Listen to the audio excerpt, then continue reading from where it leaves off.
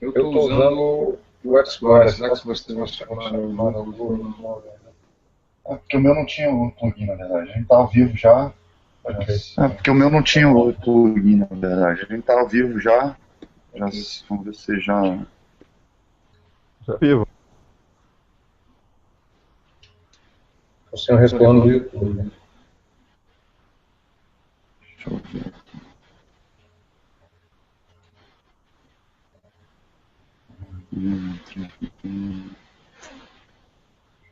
Deixa eu ver uma coisa.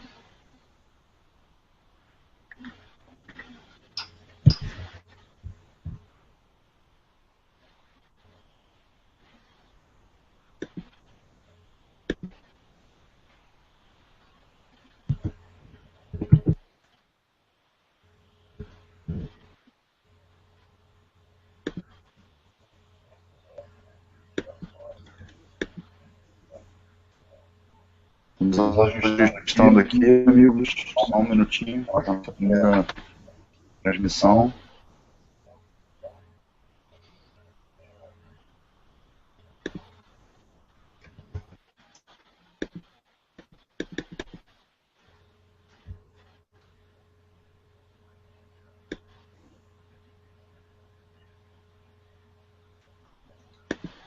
Ok.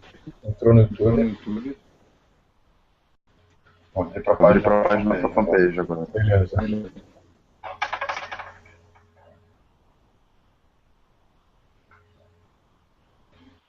Vamos lá.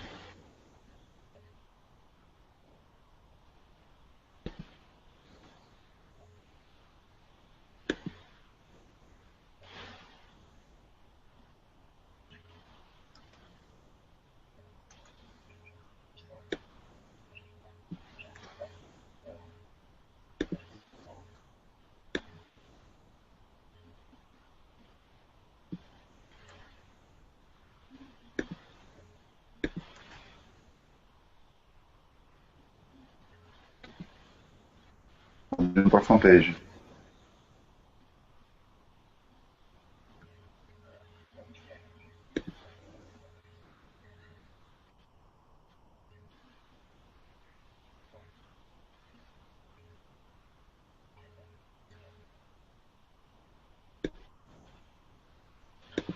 Lá a gente vai começar daqui a pouco. Vocês que já chegaram aí, só ajustando alguns problemas técnicos.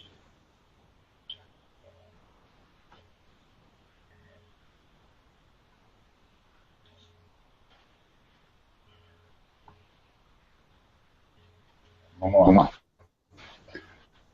Deixa eu ver se já tem quantas pessoas a gente tem. 109 espectadores. Vou deixando entrar a galera para a gente poder começar o Hangout, ok?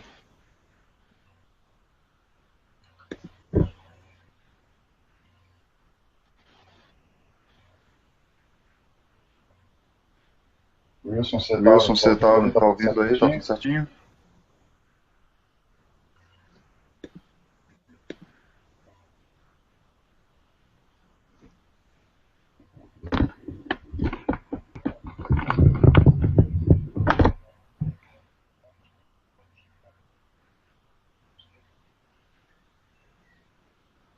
Tá ouvindo aí, Wilson? Ele pronto? Beleza. Felipe Ok. aqui. Tranquilo. Os amigos que estão aí já assistindo, a gente está só esperando o pessoal entrar. Se a gente possa começar o papo. Só divulgando nas páginas para a gente poder abrir mais público.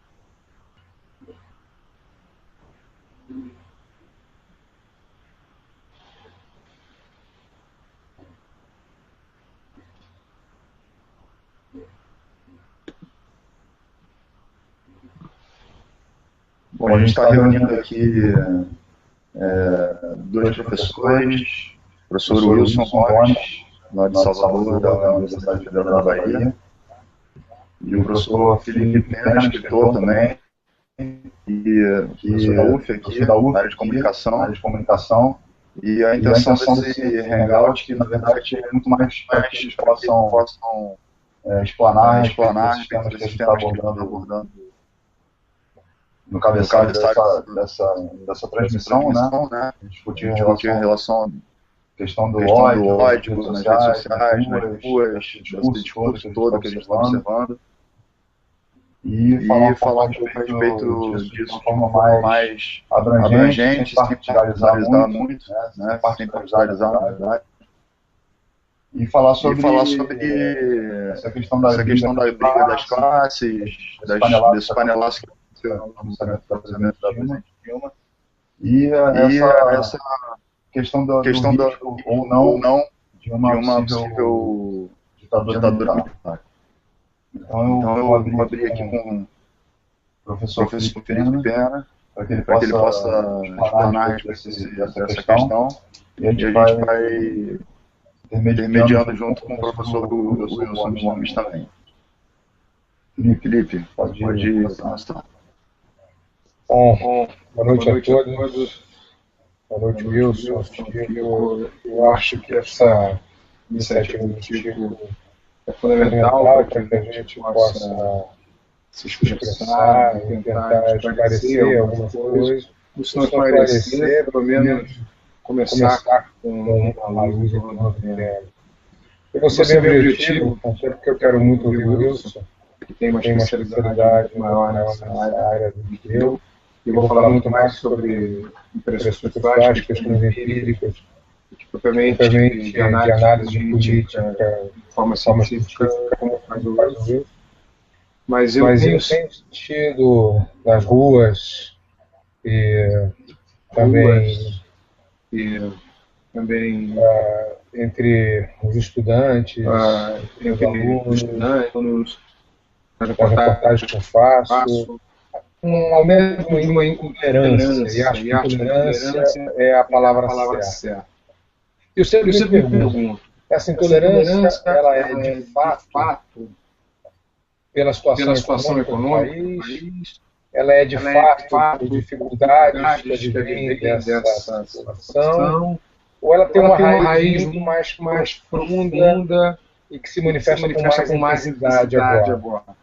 Então, eu vou pela segunda hipótese e vou levantar três hipóteses para essa segunda hipótese. E vou tentar passar a bola para o Wilson para ver se ele conversa. São só hipóteses para a gente conversar. A primeira delas. Eu acho que esse recrudescimento de um ódio e de um tipo de tratamento em torno das classes sociais, de tratamento com relação a uma classe que ascendeu socialmente nos últimos anos, ela advém de um passado escravocrata, colonial, que nos ensinou, que nos deixou como herança uma subsistência de determinadas classes mais baixas para outras dominantes, e que fez com que, no momento em que, nos últimos 10, 12 anos, uma classe ascendesse, ela começasse a ocupar espaços que antes ela não ocupava e passasse a incomodar uma classe que teve privilégios, que teve a exclusividade de alguns espaços públicos. Essa é uma primeira hipótese. Segunda hipótese. É muito difícil, eu acredito, para quem foi criado uma sociedade patriarcal, ex-escravocrata, mas ainda escravocrata nas suas relações de hoje, para quem leu no Globo, uma entrevista com uma suposta consultora que treina empregadas domésticas para serem subservientes, ou seja, para não colocarem empregada doméstica, lá com o ombro, ou seja, para não botar o colocar café da manhã e chegarem na teoricamente, hora, para botar o café da manhã e chegarem na hora, enfim, que ainda passado escravocrata, que ainda se Então, a segunda hipótese Então, é que há uma dificuldade muito grande, dessa classe alta, tradicional, de ver esses espaços ocupados e de se relacionar. Isso cai no ódio. Que tipo de ódio? Não é o ódio pelo problema econômico. É um ódio que muitas vezes pode ser é minha segunda hipótese. Uma hipótese, eu diria até freudiana, uma hipótese de que a pessoa nem sabe pelo que protesta. A pessoa bate panela, inventa uma culpa, atribui nomes a essa culpa, e esses nomes que se manifestam são martelados imediatamente, e o seu inconsciente incorpora esse ódio. Terceiro, a partir do inconsciente, é a própria dimensão midiática disso. Uma dimensão midiática que amplifica, passa a delimitar para onde canalizar esse ódio. E esse ódio passa a ser canalizado, então, para um determinado grupo político que acaba representando a possibilidade de ascensão dessa classe social, que nem acredito que seja. Eu acho que tem conjunto mais amplo para isso. Então, são as minhas três hipóteses, eu passo a bola para você. Felipe, só que a gente está aqui no áudio. O pessoal está reclamando aqui, só um minuto. Eu acho que é o seu retorno. Será que é? Se é o meu ou se é o seu. Eu vou tirar o meu som aqui. Ok. Senão a gente tira o meu retorno. E o pessoal não conseguiu me ouvir, aí a gente passa para o Wilson e depois eu falo. Não sei se o Wilson ouviu bem.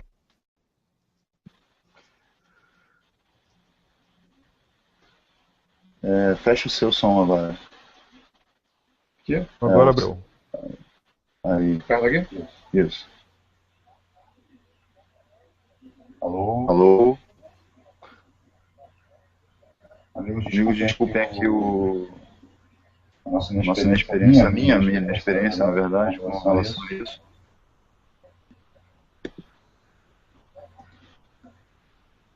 Não usem caixas de som, as caixas de som retornam para o microfone. A gente está usando fone, na verdade. Abaixa todo mundo. Sem volume.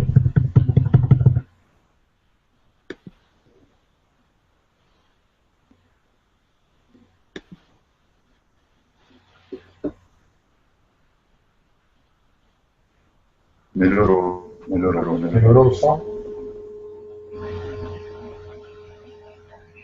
Melhorou assim. Então vamos passar para o Wilson? Depois eu volto.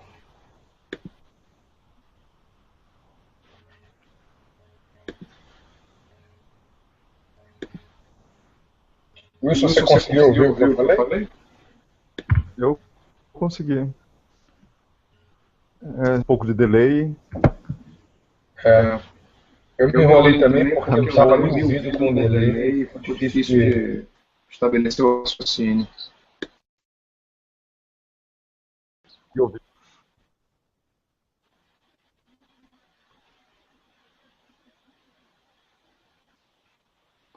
Acho que deu uma melhorada. Vamos pra galera aí. Tô vendo aqui.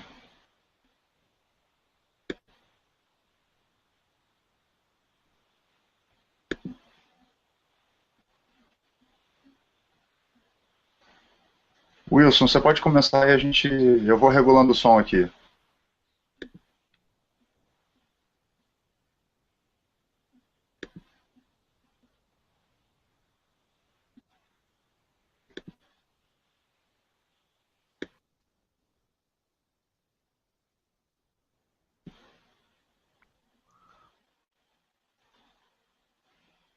Você escuta, Wilson?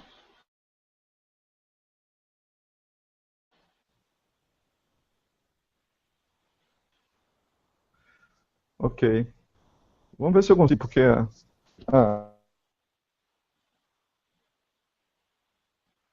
a banda aparentemente é meio precária aqui. Mas vocês me dão um retorno? Tudo bem. Estamos ouvindo.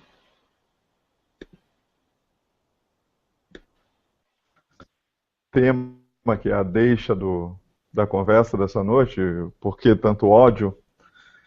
Bom, Felipe tentou algumas hipóteses para explicar por que tanto ódio. Eu fiz um grande esforço para o alcance e a densidade desse ódio. Eu tenho que tem um componente de classe. Eu acho que sim. Acho que ele é muito. Ora, eu acho que não é apenas ódio de classe. Eu acho que tem um outro componente político aí que se mistura no Brasil, sempre as coisas se misturam muito, que é também um ódio relação, digamos assim, das classes, mas também no xadrez eleitoral. Quer dizer, frequentemente, um fenômeno foi muito importante na eleição passada,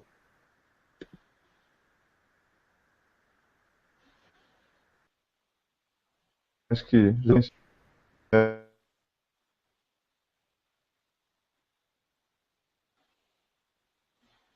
eu gosto de azul e é vermelho, eu gosto de amarelo e é verde, que é natural no jogo democrático e com pluralismo. O antipetismo em que o sujeito, que o seu dever moral republicano da face da terra, remoção do PT dos espaços de poder. Então, foi se formando crescentemente no Brasil nos últimos anos, é o melhor, e, na verdade, essa posição. Então, não é um ódio de classe,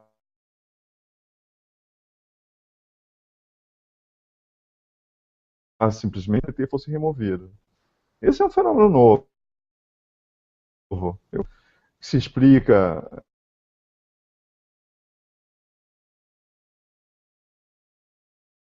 em parte uma marca facilmente superável. Naturalmente, à medida em que se vão repetindo as eleições no ambiente pluralista, vai se acumulando os descontentes. E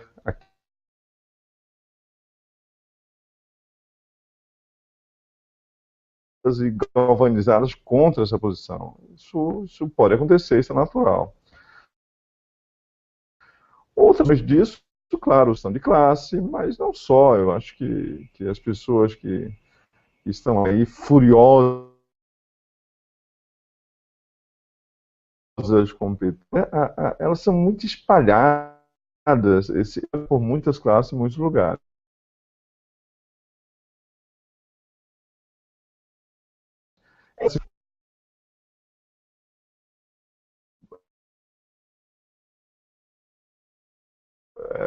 Preso de um contra o outro, então não interessa a outro.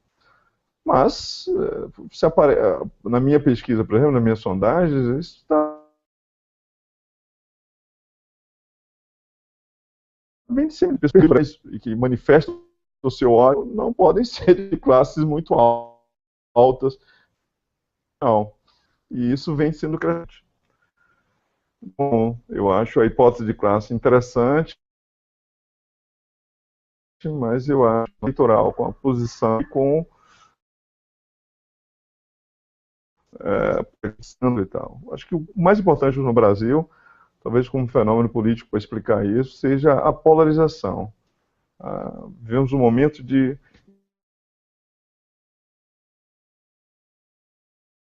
extremos, né?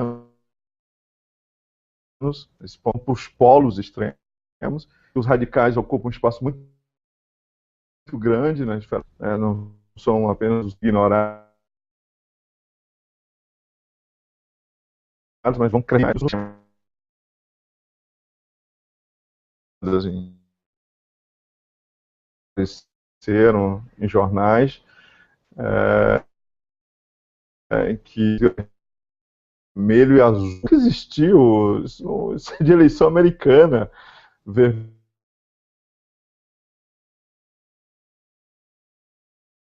e azul. Então, o Brasil é um país nesse momento polarizado politicamente. Daí para o ódio, para o comportamento mais feroz, mais agressivo.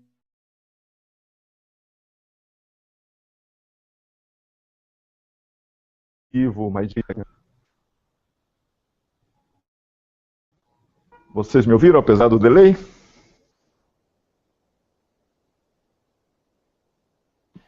Wilson, a gente está te ouvindo, mas está falhando bastante, né? Acho que a conexão não está ajudando muito, na verdade, agora.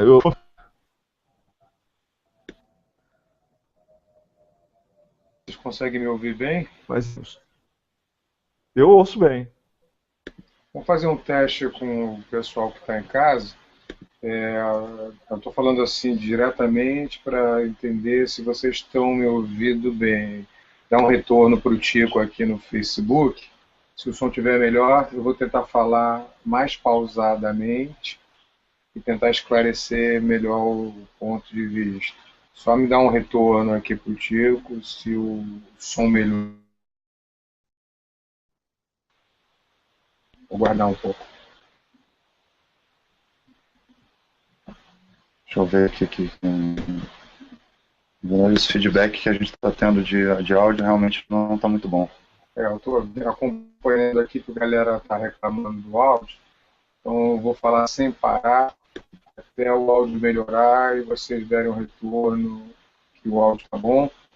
E aí eu tento desenvolver de novo com alguma variação o ponto de vista que eu vinha defendendo. O Wilson está ouvindo bem, pelo que eu estou entendendo. Então realmente são vocês aí, a galera que está acompanhando. Então a gente está vocês, vamos segurar um pouco para ver se o áudio melhora. Algum retorno aí, tio? Estou vendo aqui se o pessoal está conseguindo entender direitinho.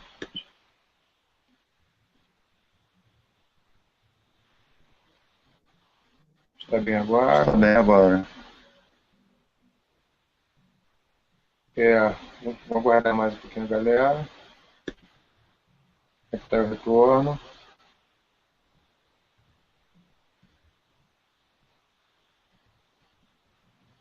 Pessoas estão, se vocês estiverem ouvindo aqui, entra aqui pela página do Facebook, da minha página, e coloquem uma referência se está tudo bem, se estão ouvindo legal.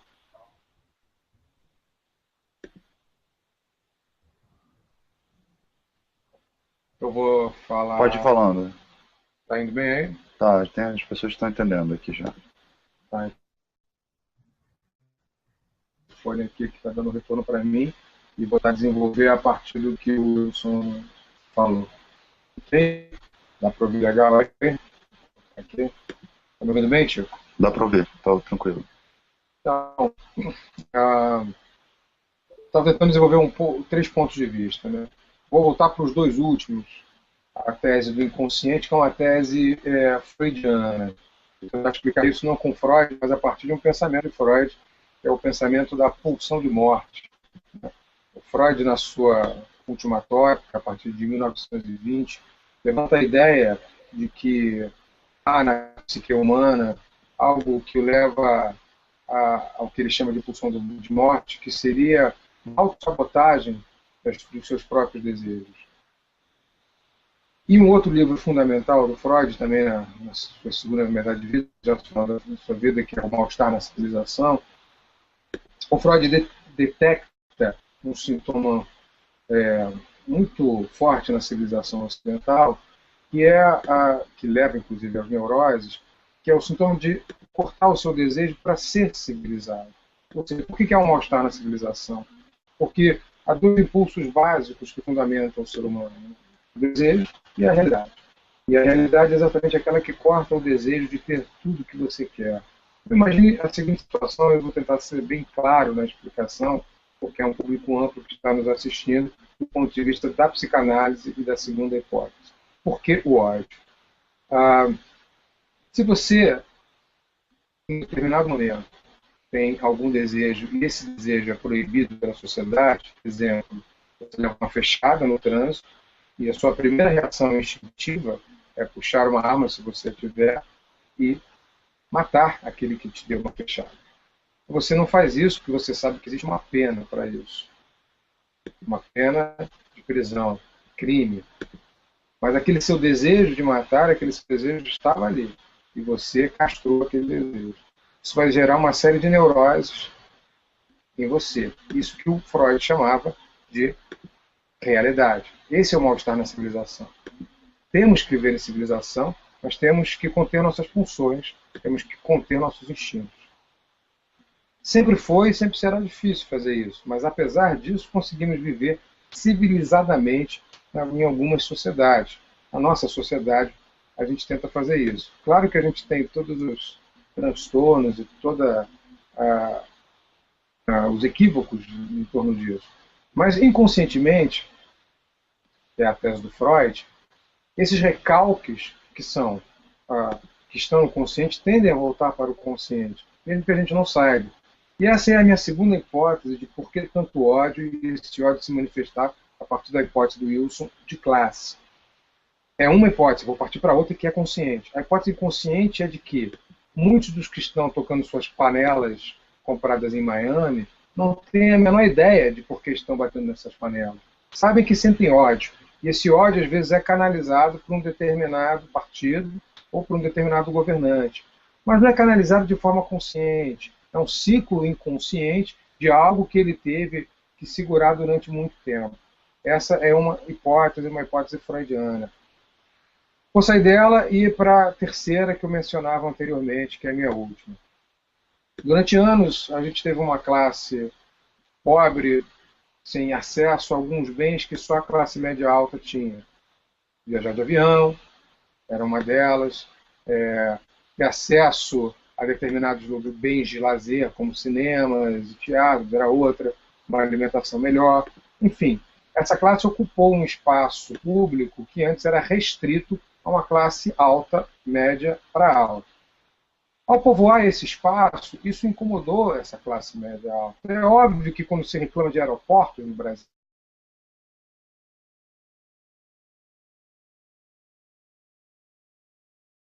não é só dos aeroportos.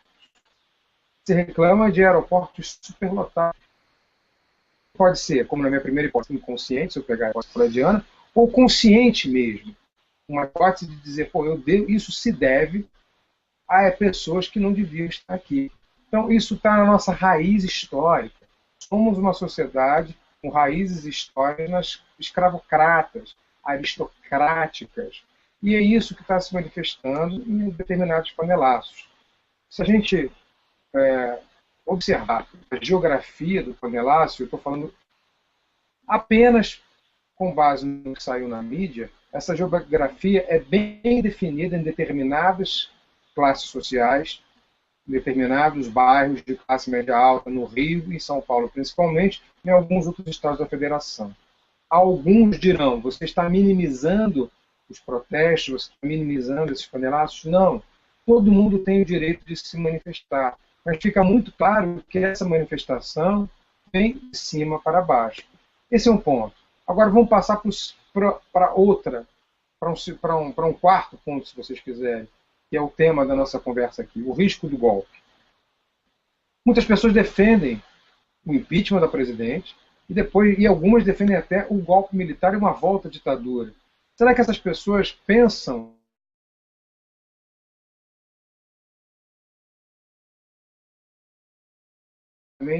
do que se trata uma ditadura? A diferença é muito simples para a própria ditadura. É um paradoxo com o qual as pessoas que defendem essa volta à ditadura têm que lidar. Outro paradoxo.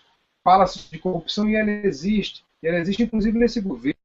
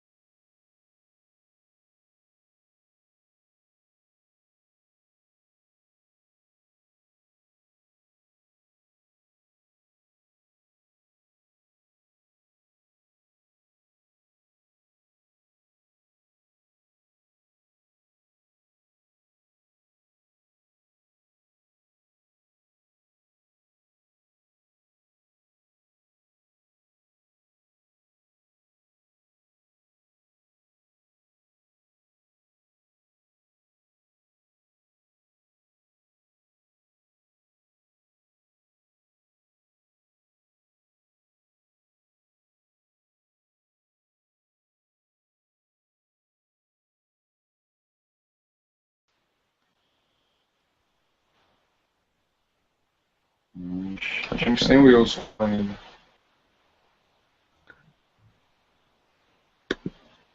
Estou ouvindo você. Ok? Wilson voltou? Você conseguiu ouvir, Wilson? Voltei. Eu consegui ouvir, sim. Tranquilo. Eu só desliguei o microfone e a câmera para diminuir o peso da conexão. Melhorou bastante aqui. Melhorou? Melhorou bastante, melhorou bastante. Agora estou sem delay. Vou finalizar e passar para o Wilson, então, Tico? Eu vou... Pode finalizar, Felipe, depois eu Você manda. faço um aporte aqui. Beleza.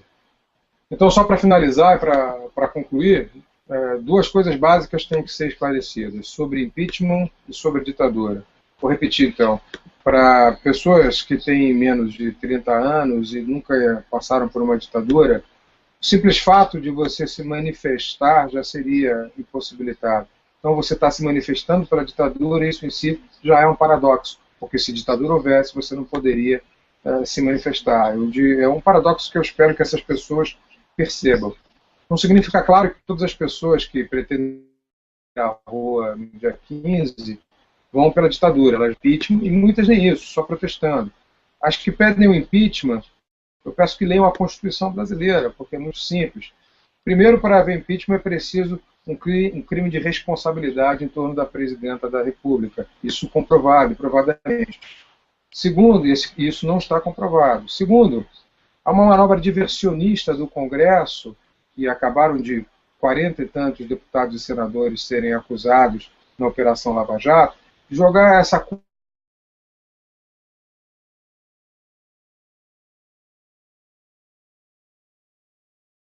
apenas no Poder Executivo, quando a gente sabe que ela está também no poder da Câmara, envolvido na Lava Jato, já sendo investigado, é o Eduardo Cunha, que é o terceiro na linha de sucessão, e o quarto na linha de sucessão é o presidente do Senado, Renan Calheiros, também envolvido na Lava Jato e também já investigado. Então, é um assunto para se pensar. Não é o único argumento, não. Há muitos outros argumentos. O impeachment resolve a questão da corrupção? O impeachment resolve a questão econômica? O impeachment também, além de não ser legal na atualidade, ele também é inconsistente, incoerente e não resolve nada. E não sou só eu que digo isso, até a oposição diz isso, na voz, inclusive, do ex-presidente Fernando Henrique Cardoso. Então são questões para a gente pensar, diluir e elaborar. Tio. Muito bem. Bom, eu queria chamar a atenção para uma questão que foi quando eu coloquei que a gente ia fazer esse hangout na minha página, e tem bastante gente que me segue, de todas as correntes, na verdade, e isso me chamou a atenção porque começaram, de uma certa forma, a criminalizar o pensamento progressista e tratar isso como se fosse um atraso, quando, na verdade, a gente observa que a ligação do pensamento progressista está muito vinculado à esquerda, que está representada, entre aspas, pelo PT, que está no poder. Né? Muitas aspas. Então, exatamente, muitas aspas. Então, e agora na cabeça das pessoas que começaram a se interessar por política, eu acho muito válido que essas pessoas estejam se interessando por política agora, tendo em vista que o Brasil passou por uma série de questões ao longo de muitos anos e que não foram repercutidas pela sociedade. Então, eu fico feliz como uma pessoa que estou nas redes sociais e que durante muito tempo estive nas ruas e praticamente sozinho, de que as pessoas tenham despertado para essa questão e que estejam disponíveis, sim, para fazer críticas aos governos. Aí eu me refiro aos governos, não só ao governo, a todos os governos que merecem ser criticados. E na medida em que as pessoas vão se aprimorando, é como se fosse a alegoria das cavernas, né? Aí a gente estava naquele momento em que a gente estava dentro de uma caverna, e na hora que a gente sai da caverna e a luz aparece e cega todo mundo, e a gente começa a repetir bordões e coisas que a maioria, ou os discursos mais simples, eu diria, mais fáceis de serem comprados, estão repetindo. Então, se por um lado tem a questão positiva de que hoje há um interesse, né, da sociedade em discutir política que não existia antes, quer dizer, qualquer pessoa que falasse de política era interpretada como uma pessoa inconveniente, uma pessoa chata, desagradável. Hoje em dia, a política é o principal tema de debate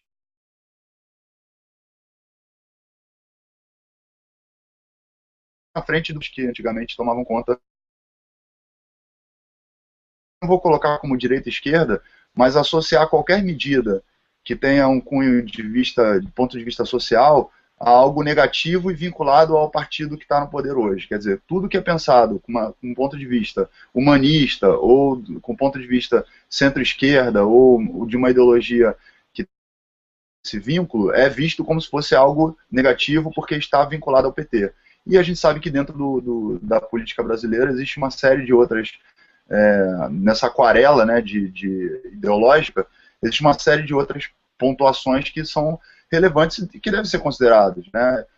A gente não pode tender nem ao extremo da esquerda e nem ao extremo da direita, porque os dois extremos remetem a ditaduras. Então, ditadura foi o que o Felipe falou, ninguém está a fim obviamente, defender ditaduras ou apoiar, por exemplo, e aí me desculpem se eu tiver, vocês dois eu peço que me corrijam, a gente vê o que está acontecendo agora, por exemplo, na Venezuela, que eu acho que é uma perda de mão, né, do Maduro com relação a uma série de medidas que estão sendo tomadas e que visam defender uma ideologia, mas que eu coloco em dúvida se realmente é por esse caminho mesmo, por esse...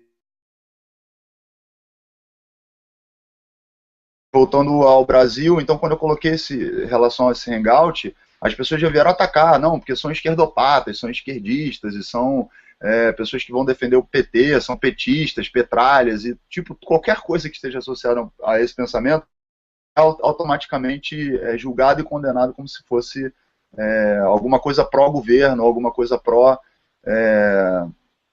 o PT, ou enfim. E eu acho que isso é muito raso, né? A gente pega uma questão muito séria, muito abrangente e coloca numa coisa muito rasa. E eu acho que o Wilson, na página dele, escreve muito bem a respeito desse pensamento. Eu acompanho muito os pensamentos que ele coloca na página, porque, de certa forma, a gente superficializou o debate e, ao mesmo tempo, a esquerda defende uma série de medidas que são medidas estranhas, né, esquizofrênicas, e a direita, ao mesmo tempo, vai ganhando força, porque vai falando e vai se posicionando como se fossem os arautos da moral e da ética, e a gente sabe que lá dentro daquele Congresso Nacional as coisas não são bem assim, né? Que quando tem uma CPI ou que quando tem alguma investigação mais profunda, os acordos começam a ser feitos nos bastidores, e aí a gente já começa a ver que um não é investigado, o outro é investigado, e os partidos políticos têm uma relação muito promíscua dentro do poder, é uma coisa que a gente já acompanha há muitos anos, né? Então, muito me preocupa, na verdade, hoje a criminalização, né, desse pensamento que tenham uma questão social envolvida, uma preocupação com as pessoas que talvez não tenham tantos recursos, esse discurso da esquerda caviar, que eu acho que é uma coisa que é uma desonestidade intelectual muito grande, porque, na verdade, ninguém aqui, acredito eu, apoie que a gente num socialismo que faça voto de pobreza para todo mundo, ao contrário, eu acho que a medida possa equilibrar, mas não tirando necessariamente de um e colocando para outro, mas oferecendo para todos a condição de ter. Foi isso que me parece que o PT fez ao longo de algum tempo, e que talvez esse seja o ponto positivo do governo do PT. E o lado negativo, obviamente, todos esses escândalos que a gente está acompanhando e todas essas alianças pela governabilidade que são totalmente duvidosas, né, principalmente para quem talvez tenha uma ligação mais antiga com a ideologia do partido. Então, me preocupa muito isso, assim, ver a juventude que sempre teve uma ideia de vanguarda, que sempre foi uma juventude que, de certa forma, atuou pelo pensamento mais liberal, no sentido das liberdades individuais, no sentido da gente defender coisas que possam ser importantes para um bom convívio na sociedade, e de repente adotando um discurso de ódio, de pró-ditadura, pró-governo militar.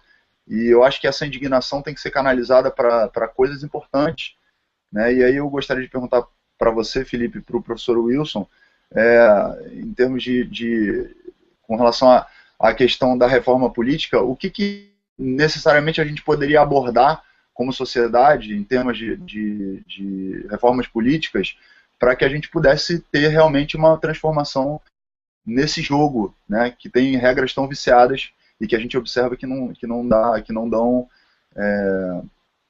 nenhum resultado efetivo para o povo, né, na medida em que a gente tem parlamentares que são bancados por empreiteiros ou por iniciativas privadas e tudo mais, e que estão lá defendendo, na verdade, aqueles que bancaram as suas campanhas. Porque se você fizer um cálculo simples, a gente pode entender o seguinte, que se o cara juntar todo o salário que ele ganha ao longo de um mandato, por que ele investe mais na campanha dele do que o que ele vai ganhar durante todo esse mandato? Então fica essa equação que não se resolve, né? Alguém está ganhando alguma coisa a mais para investir dinheiro nessas campanhas. Então, eu queria saber com relação a isso, porque as pessoas estão querendo ir em direção ao impeachment, sabendo que isso pode ser uma descarga de energia desnecessária, embora a indignação mostrada é importante, mas para onde a gente pode canalizar a força de todos que tenham em comum essa indignação e que queiram ver o Brasil numa situação melhor.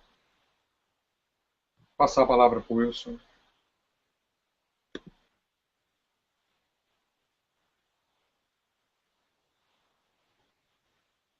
Wilson, você ouve? Eu Wilson estou ouvindo caiu. vocês. Então, A pauta é reforma política, Wilson.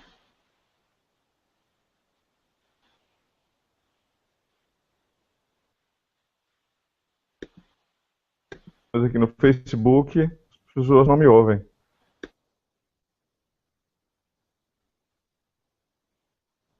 Vendo, peraí. A gente queria te ouvir sobre reforma política. Essa é a...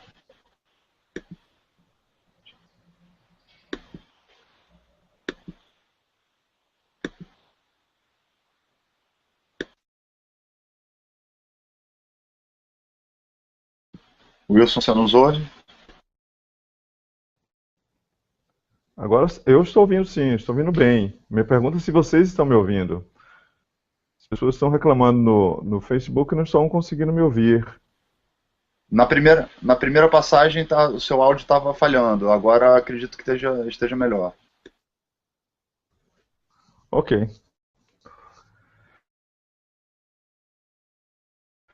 Então, muito complicadas, num ambiente tão polarizado que estamos agora, é realmente perigosa.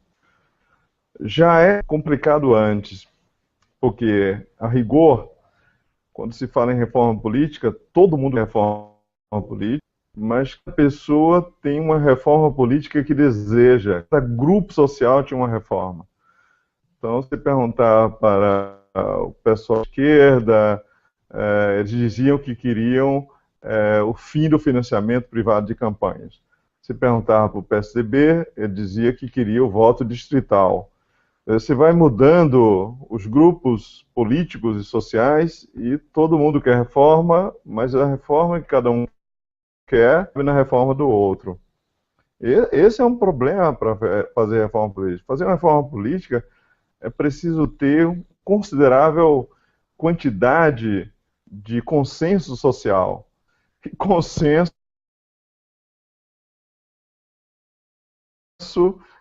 cada vez mais polarizados.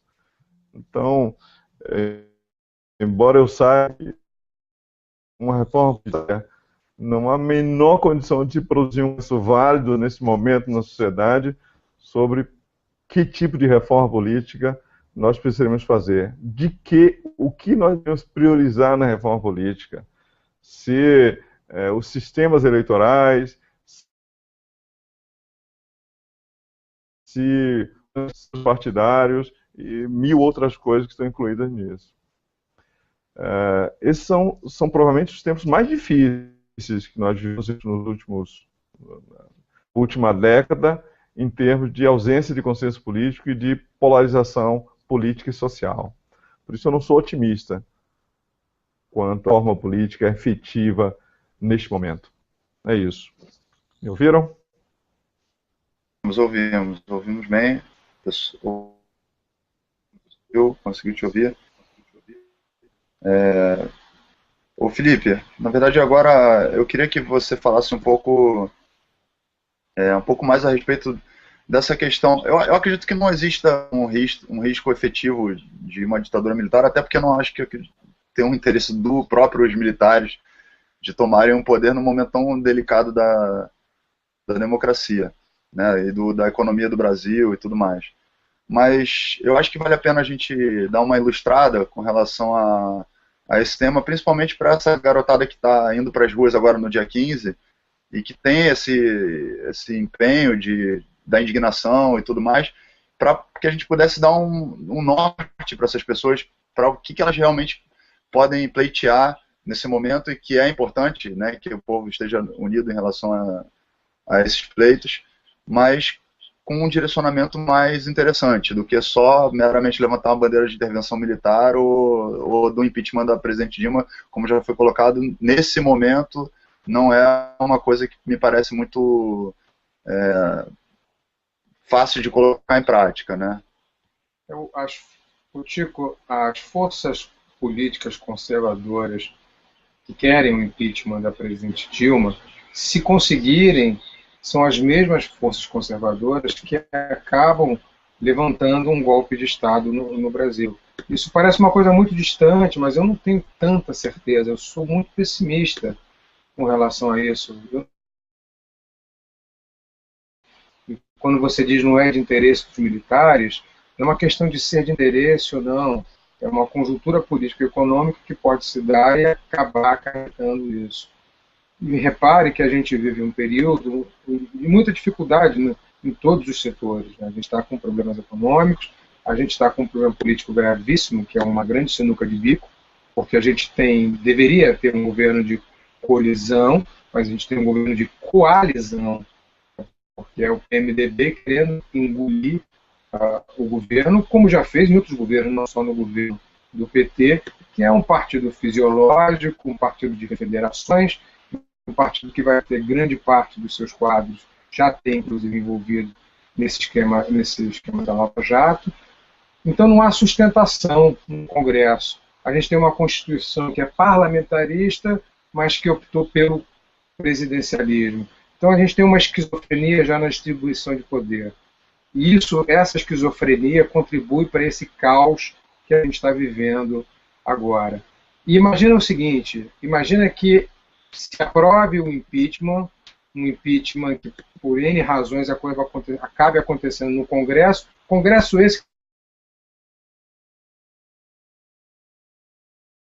esse que vai dar para a República. O que acontece depois? Então eu não vejo com tantas, eu não vejo, infelizmente, eu vejo a possibilidade aí, batendo a porta, e vejo gente defendendo essa possibilidade. Eu vejo o deputado Bolsonaro, eu recebi vários vídeos, o deputado Bolsonaro visitando quartéis e sendo chamado de líder. Os aquartelados gritando líder, líder, líder, líder. Muito me preocupa isso. Muito me preocupa que alguém dentro do Congresso defenda essa tese. Sobre a reforma política, ainda pegando um gancho do que o Wilson falou, o PSDB defende o voto distrital. Eu não tenho identidade com o PSDB, mas eu acho que o voto distrital talvez pudesse ser um bom início para uma reforma política. Eu vou explicar daqui a pouco por quê. Mas o grande problema da reforma política, Tico, é você fazer com que o lobo tente reformar o galinheiro.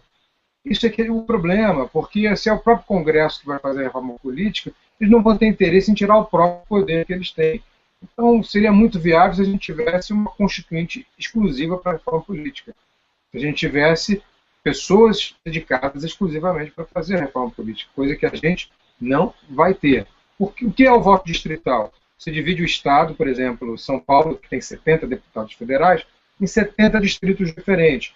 Então, mesmo que você não tenha votado naquele deputado do seu distrito, sei lá, se você mora na Moca e você tem um deputado, você sabe quem é o seu deputado.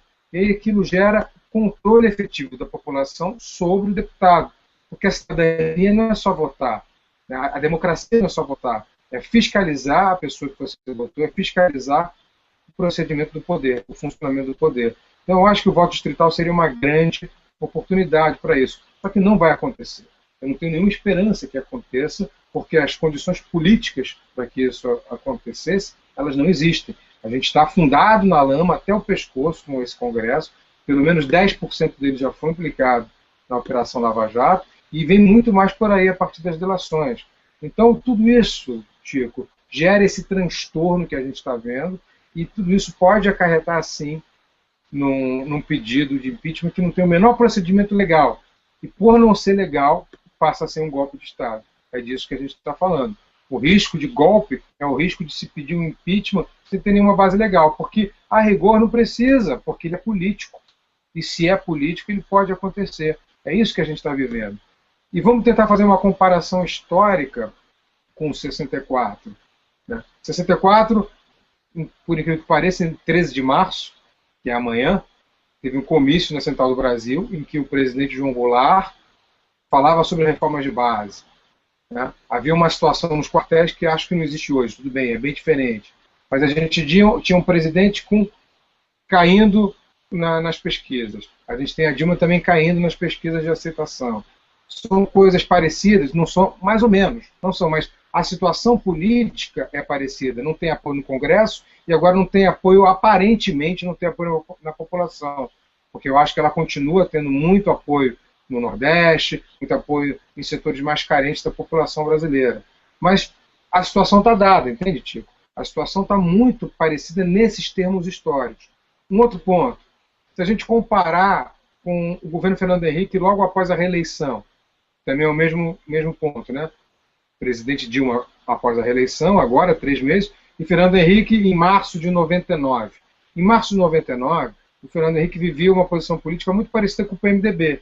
O Renan Calheiros, que hoje é presidente, isso a gente esquece, a gente tem memória curta, mas o Renan Calheiros, em 99, era o ministro da Justiça do Fernando Henrique.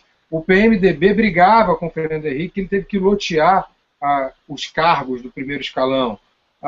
Havia uma briga entre Antônio Carlos Magalhães no Senado e Jader Barbalho, que também dava sustentação política ao governo Fernando Henrique Cardoso.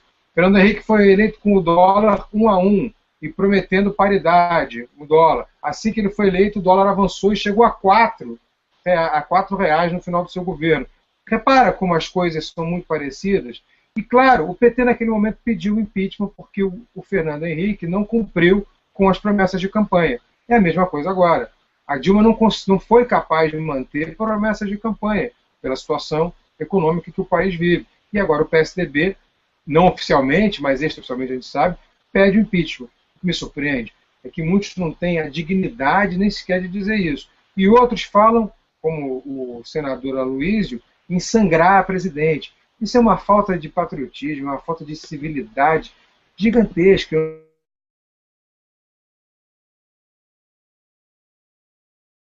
Que um senador da República queira ver o circo pegar fogo, queira ver sangrar mais ainda, o próprio que foi da luta armada, assim como a Dilma. Na verdade, foi chefe da Dilma. Para quem não sabe, o senador Aloysio Nunes foi braço direito de Carlos Marighella.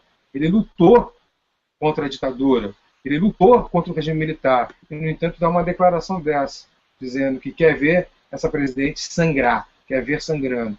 Eu espero que ele se retrate nos próximos dias. E, aliás, eu espero que a gente consiga reverter essa situação política e econômica do país para o bem de toda a nação. Não é para o bem de um partido, não é para o bem de uma presidente, não é para o bem de um ente só. É para o bem da nação, é para o bem de uma população, é para o bem do país. Essa situação econômica precisa ser revertida e a situação política precisa ser equalizada para o bem de todos, não é para o bem de um só.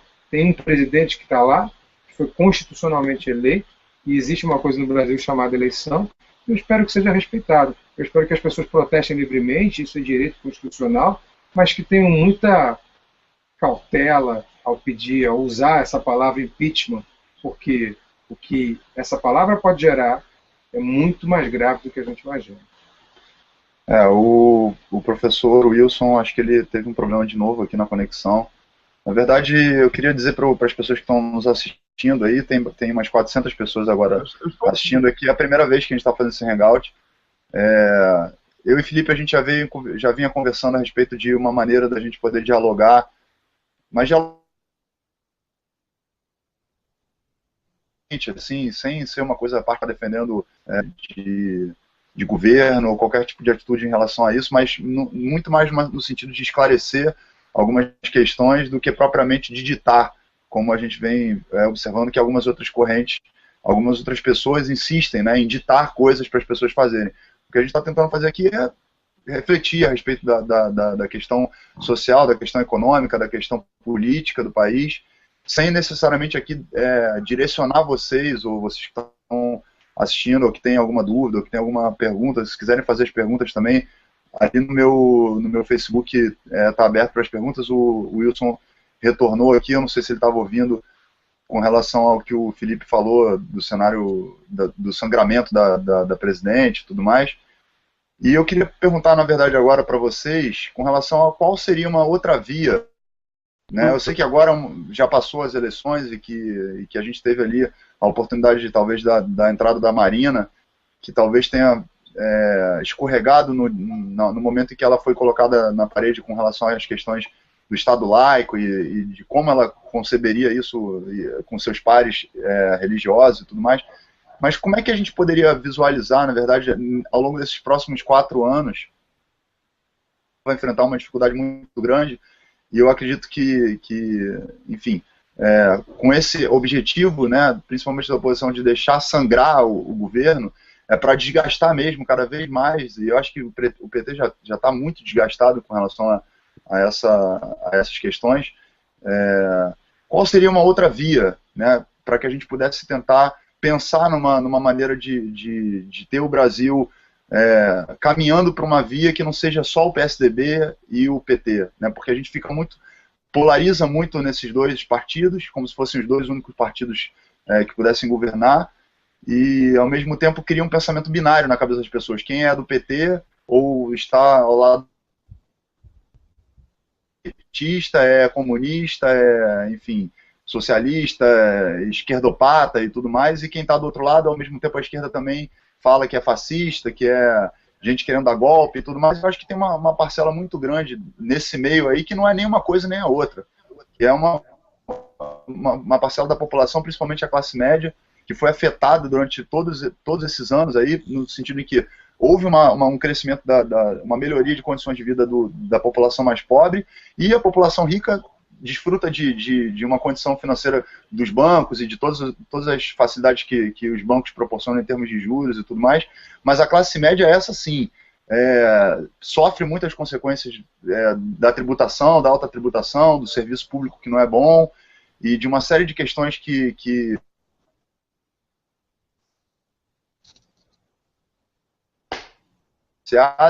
e o PT ao mesmo tempo bate muito com o olhar que a classe média é conservadora e tudo mais. E eu queria saber, para quem é da classe média, né, para as pessoas que estão da classe média e que estão nesse chumbo cruzado entre os dois partidos, qual seria uma outra visão para poder, na verdade, pensar de uma maneira maior do que só esse pensamento binário, né? Eu queria ouvir de vocês dois como é que a gente poderia raciocinar um Brasil sem necessariamente entregar o poder para o PT ou para o PSDB. Wilson. Bom, estão me ouvindo agora? Bem, estamos te ouvindo. Eu vou fazer o seguinte, eu vou desligar a câmera, porque eu acho que com isso sobrecarrega a conexão, e deixar o microfone aberto. Vamos ver se funciona melhor assim, tá certo? Podemos testar assim? Pode ser, vamos ser. Pode ser. Então tá, desativei a câmera. Vamos ver se funciona melhor, e vocês vão me dizendo aí se está claro o que eu estou dizendo. Bom, tem duas coisas assim, que eu acho que são importantes serem ditas nesse momento. A primeira, eu acho que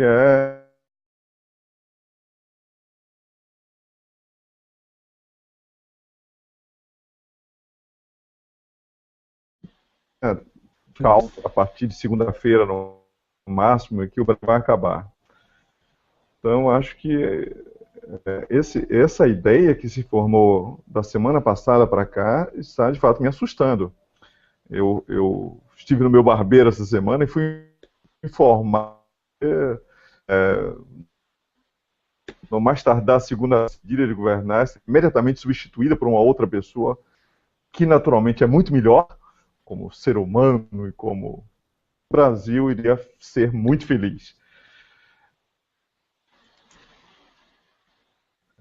E o outro, acabar tudo, etc. Nem uma coisa nem outra. Eu acho que o Brasil é um país do que nos podemos muito orgulhar. O contraste do Brasil com sei lá, Venezuela e outros países da América Latina, eu fico muito... Nossas instituições políticas relativamente bem. Tanto é verdade que agora tivemos esse início do processo da Operação Lava Jato e não houve intervenção militar, não houve intervenção do governo, não houve portas arrombadas, tudo está procedendo conforme a lei, etc. Isso é um sinal de que as instituições estão bem. E a minha experiência de 20 anos trabalhando com teoria da democracia é o seguinte: quando você aumenta, as pessoas ficam muito felizes com a democracia. Quando você aumenta, ficam muito felizes com a democracia. Quando você aumenta a liberdade, as pessoas só odiam o Estado, porque é como no ditado americano, isso é como você vê a preparação da salsicha. A salsicha é salsicha o que tem dentro dela. A transparência é uma coisa boa, mas ninguém gosta de ver e são essas coisas mesmo, o comportamento inadequado, a prevaricação, o abuso de poder, etc. Quer dizer, na verdade, as instituições estão melhores, mas embora a pública seja que elas pioraram. Mas a sensação pública é provocada exatamente porque aumentou a transparência pública. E isso é bom para a democracia. Então nós temos instituições funcionando. O Congresso de ótima qualidade, parece que nós escolhemos livremente em eleições absolutamente não fraudadas. Eu sou um pouquinho mais velho que os meus companheiros de hangout e lembro que eleição e fraude eram duas palavras que sempre vinham juntas. Eleições eram roubadas descaradamente a cada ano, a cada 2 anos. Hoje no Brasil não se fala, os enlouquecidos, os insanos falam de fraude eleitoral nesse país. Então, está tudo funcionando. Vai haver impeachment da presidente? Não tem a menor possibilidade de haver impeachment da presidente nesse momento. Primeiro, porque as questões não são nem de longe semelhantes àquelas de 64, em muitos aspectos. A única coisa em comum é essa polarização. As pessoas estão muito agressivas dos lados, etc. Mas, no nosso caso, as instituições políticas, o judiciário, vocês estão funcionando muito bem. Não há essa possibilidade. O governo é muito grande no caso. É um partido que lhe dá sustentação. Não estou falando da coalizão, estou falando do seu próprio partido. Sem falar nos partidos aliados, mesmo excluindo-se o PMDB, que só é aliado de si mesmo. Então, não há possibilidade, digamos, do ponto de vista do funcionamento do sistema político, de haver impeachment. Isso faz parte de um delírio, de um devaneio neste momento. Nem mesmo todo o PSDB fala nisso. O Fernando Henrique Cardoso já disse, claro, no seu caso,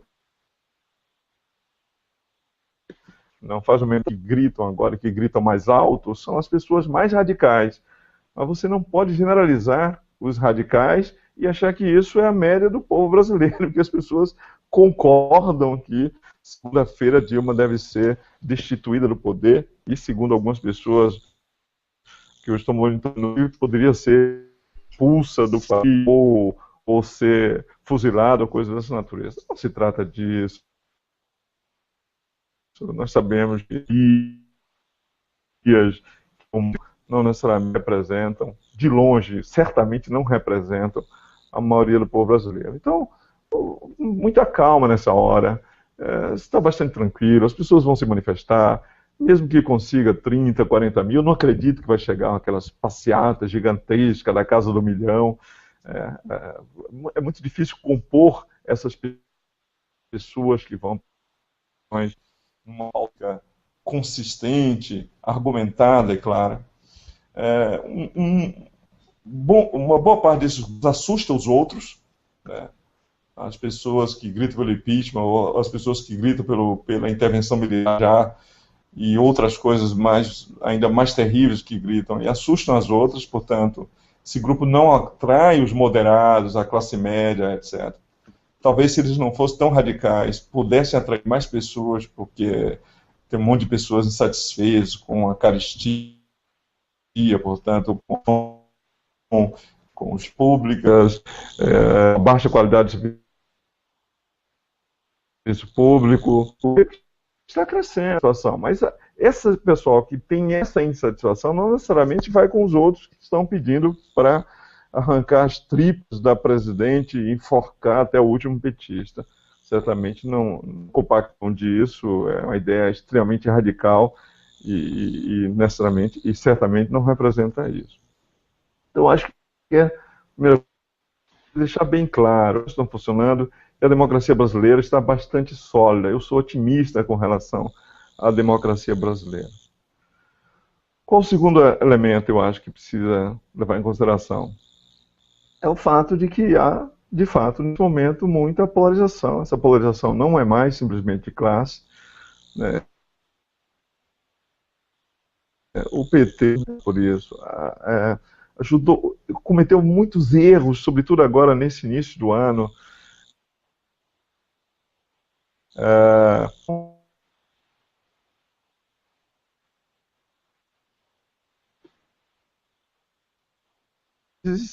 Nunca se escondendo que a coisa está à deriva, de que a coisa é mais grave do que parece, e ninguém aparece para explicar qual é a gravidade real das coisas. Isso, de fato, é muito ruim e, claro, isso é culpa, responsabilidade da ausência de um plano de comunicação com o público por parte do governo. Houve muitos erros aqui. O que pode acontecer nesse fim de semana de tão grave assim? Bom, tem vários cenários. O primeiro cenário as manifestações do dia 15 fracassam ou ficam muito pequenos. Os petistas mais aguerridos vão dizer que eram coxinhas e eram de massa específica e pronto. E não acontece nada muito grave. O outro cenário para o PT. Outro cenário chegamos a uma casa muito grande, 400 pessoas na Avenida Paulista, e então essas pessoas, a manifestação será ampliada em redes sociais, as pessoas falarão que o povo não quer mais o presidente da República, etc. Muito bem. O que acontece segunda-feira, num cenário ou no outro? Se as manifestações forem pequenas, isso não significa que o clima político e o clima de opinião seja favorável. Assim, a insatisfação ela vai, não vejo no horizonte a possibilidade dessa insatisfação cessar no domingo, né, diante do fracasso das manifestações. Possibilidades aqui dessas manifestações crescerem, aumentarem seu volume durante este semestre, até de comunicação, de explicação das coisas, de faça um novo pacto com a sociedade, um novo contrato social claro, explícito, dizendo o que ele quer, para onde ele vai, etc. Tá? Forças do PT há muitas. Algumas são legítimas. O PSDB que não volta ao poder se o PT não sangrar. Essa lógica do jogo. O jogo do quanto pior, melhor não foi uma invenção do PSDB. Foi uma invenção dos sistemas políticos em toda parte. Os partidos vão usar, inclusive, a insatisfação popular como forma de fazer uma cunha contra a presidente. Se a presidente sangra, as hienas saem de todos os buracos. Eu sempre uso um critério com relação ao PMDB, por exemplo. Se o PMDB está rugindo, é porque a presidente está fraca. O PMDB funcionou como uma espécie de hiena da savana política. Né? Vai atacar. Então, é claro, isso vai acontecer. No outro cenário, em que essas manifestações logo intensificar muito rapidamente. Então, se você conseguir que as pessoas mais moderadas, não, portanto, esses casos que circulam por aí, pessoas mais moderadas, de fato, vão à rua e manifestem isso, as condições da governança habilidade, então o apoio popular é presidente fraca. O que não significa que não haja possibilidade de continuar o mandato. Fernando Henrique Cardoso teve o segundo mandato muito fraco. Fernando Henrique Cardoso não aprovou o segundo mandato nenhuma grande reforma política. Isso, não obstante, levou a barca até o final. Quer dizer, fica presidentes fracos governam, ou, por exemplo, agora é um presidente fraco, ele não tem maioria parlamentar. Certo? E tal, nesse momento. Então, de qualquer maneira, não acontecerá o caos no segundo semestre, nem nos próximos anos. Vai ter o jogo político normal, jogado nas ruas e no sistema político, e aí, nesse caso, há campo para a esfera pública, discutir, examinar o Brasil, as pessoas conversarem sobre política, os radicais serem contidos. Eu sou claro para as pessoas que não era para o ar, e domingo, de maneira clara, o mundo que nós conhecemos do ponto de vista petista se acaba e começa um outro, e nem vice-versa. Tá? As coisas não são assim. Muita calma nessa hora. Eu acho melhor jogar água na fervura do que lenha na fogueira. É isso. Vocês me acompanharam dessa vez? A gente consegue te ouvir, tem algumas falhas, mas dá para entender o pensamento todo. E eu fico questionando aqui com relação a esse outro viés, né? O viés dessa incitação a uma improvável, mas que existe ali no íntimo das pessoas, dos mais radicais, dessa coisa das lutas, né? De um lado, vamos unir o nosso exército, e o Lula deu uma declaração super infeliz com relação a se eles forem para frente, a gente vai chamar o nosso exército, e isso para as pessoas que não interpretam como uma metáfora, acham que realmente vai haver uma invasão, e aí já começam os boatos e declarações, né, que vão minando e ao mesmo tempo inflamando mais as pessoas, né, que estão assustadas com essa situação que a gente vê hoje no Brasil. E eu acho que, assim, do ponto de vista da manifestação, se ela não fosse propriamente uma manifestação que municia essas pessoas com essa questão do impeachment, que eu acho que é uma perda, realmente uma perda de tempo nesse momento, para mostrar indignação, acho que vale, e eu acho que a gente tem que pressionar o governo, né, nas ruas, para que o governo possa tomar uma postura, e assim como o Congresso Nacional também tem que ser pressionado para que a gente possa aprovar coisas positivas para o país, para a população e tudo mais. Mas acredito que esse viés, né, que está sendo explorado da guerra, de chamar o exército e o outro pedir intervenção militar, e eu acho que isso tira, na verdade, a força da população. Acho que quando o povo entender, na verdade, qual a força que ele tem e como ele pode usar isso para poder pressionar a oposição e o governo a trabalharem para o país e não para os seus próprios interesses, isso já pode melhorar bastante, né, a situação democrática desse país. Né? Então, acho que o Felipe também pode colocar a visão dele em relação a essas questões, a essa abordagem polarizada nesse momento, mas que pode, enfim, de alguma maneira ganhar outras forças no momento que as pessoas entenderem, né, que é preciso sim pressionar, criticar o governo para que o governo possa fazer as coisas acontecerem, mas que a gente faça isso de uma maneira que possa acontecer, e não com objetivos que não têm a menor chance de irem para frente com relação à inconstitucionalidade desse momento. Né? Não há nada que comprove a ligação da Dilma com esses escândalos da Petrobras, e para poder haver um impeachment deveria ter alguma coisa relacionada criminalmente, né, de responsabilidade criminal para poder acontecer esse impeachment. Isso tem que ficar claro para a população, para que eles não percam munição à toa. Né? Se juntar muita gente é difícil no Brasil. Então que quando se junte para que a gente possa pressionar o governo para coisas, e a oposição também, para coisas importantes. Né? Ô Tico, eu queria ser tão otimista quanto o professor Wills, mas eu não sou. Na verdade, eu sou bastante pessimista, né, com relação a esse momento. O Wilson, com muita propriedade, como cientista político que é, diz que não há a menor possibilidade de impeachment da presidente, e eu tenho muitas dúvidas sobre isso. Falei sobre o governo FHC também, assim como ele, fiz a comparação e mostrei também que o FHC sobreviveu até o final, embora tenha se esquecido de todas as promessas de campanha de 98, tenha a partir dos primeiros meses de 99 governado sem maioria parlamentar, com brigas no PMDB, série de escândalos pipocando, escândalos inclusive de corrupção no seu governo, e sobreviveu com o PT pedindo impeachment, mas acho que a gente vive um momento diferente agora. Começando pegando a carona no que o senhor falou, pelos erros do próprio PT. Erros políticos gravíssimos na condução. Não falo da condução da política econômica, porque eu acho que a gente também tende a superestimar, que a gente chama de superávit primário, toda essa pauta de Washington, que a Grécia acaba de desmitificar, de certa forma, com a eleição do Syriza há poucos meses. Mas eu digo politicamente mesmo, né? É um fracasso o tipo de relacionamento político que o governo Dilma tem com o Congresso. Mesmo sendo esse Congresso debilitado moralmente e politicamente, lembrando que o Congresso Nacional é eleito democraticamente e nada mais é do que a expressão da gente.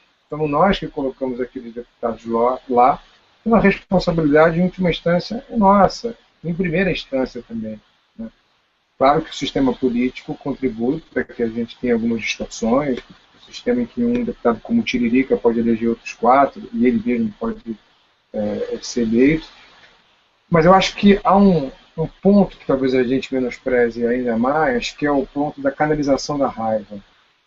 Está todo mundo com raiva, né? E é disso que a gente está falando, o ódio.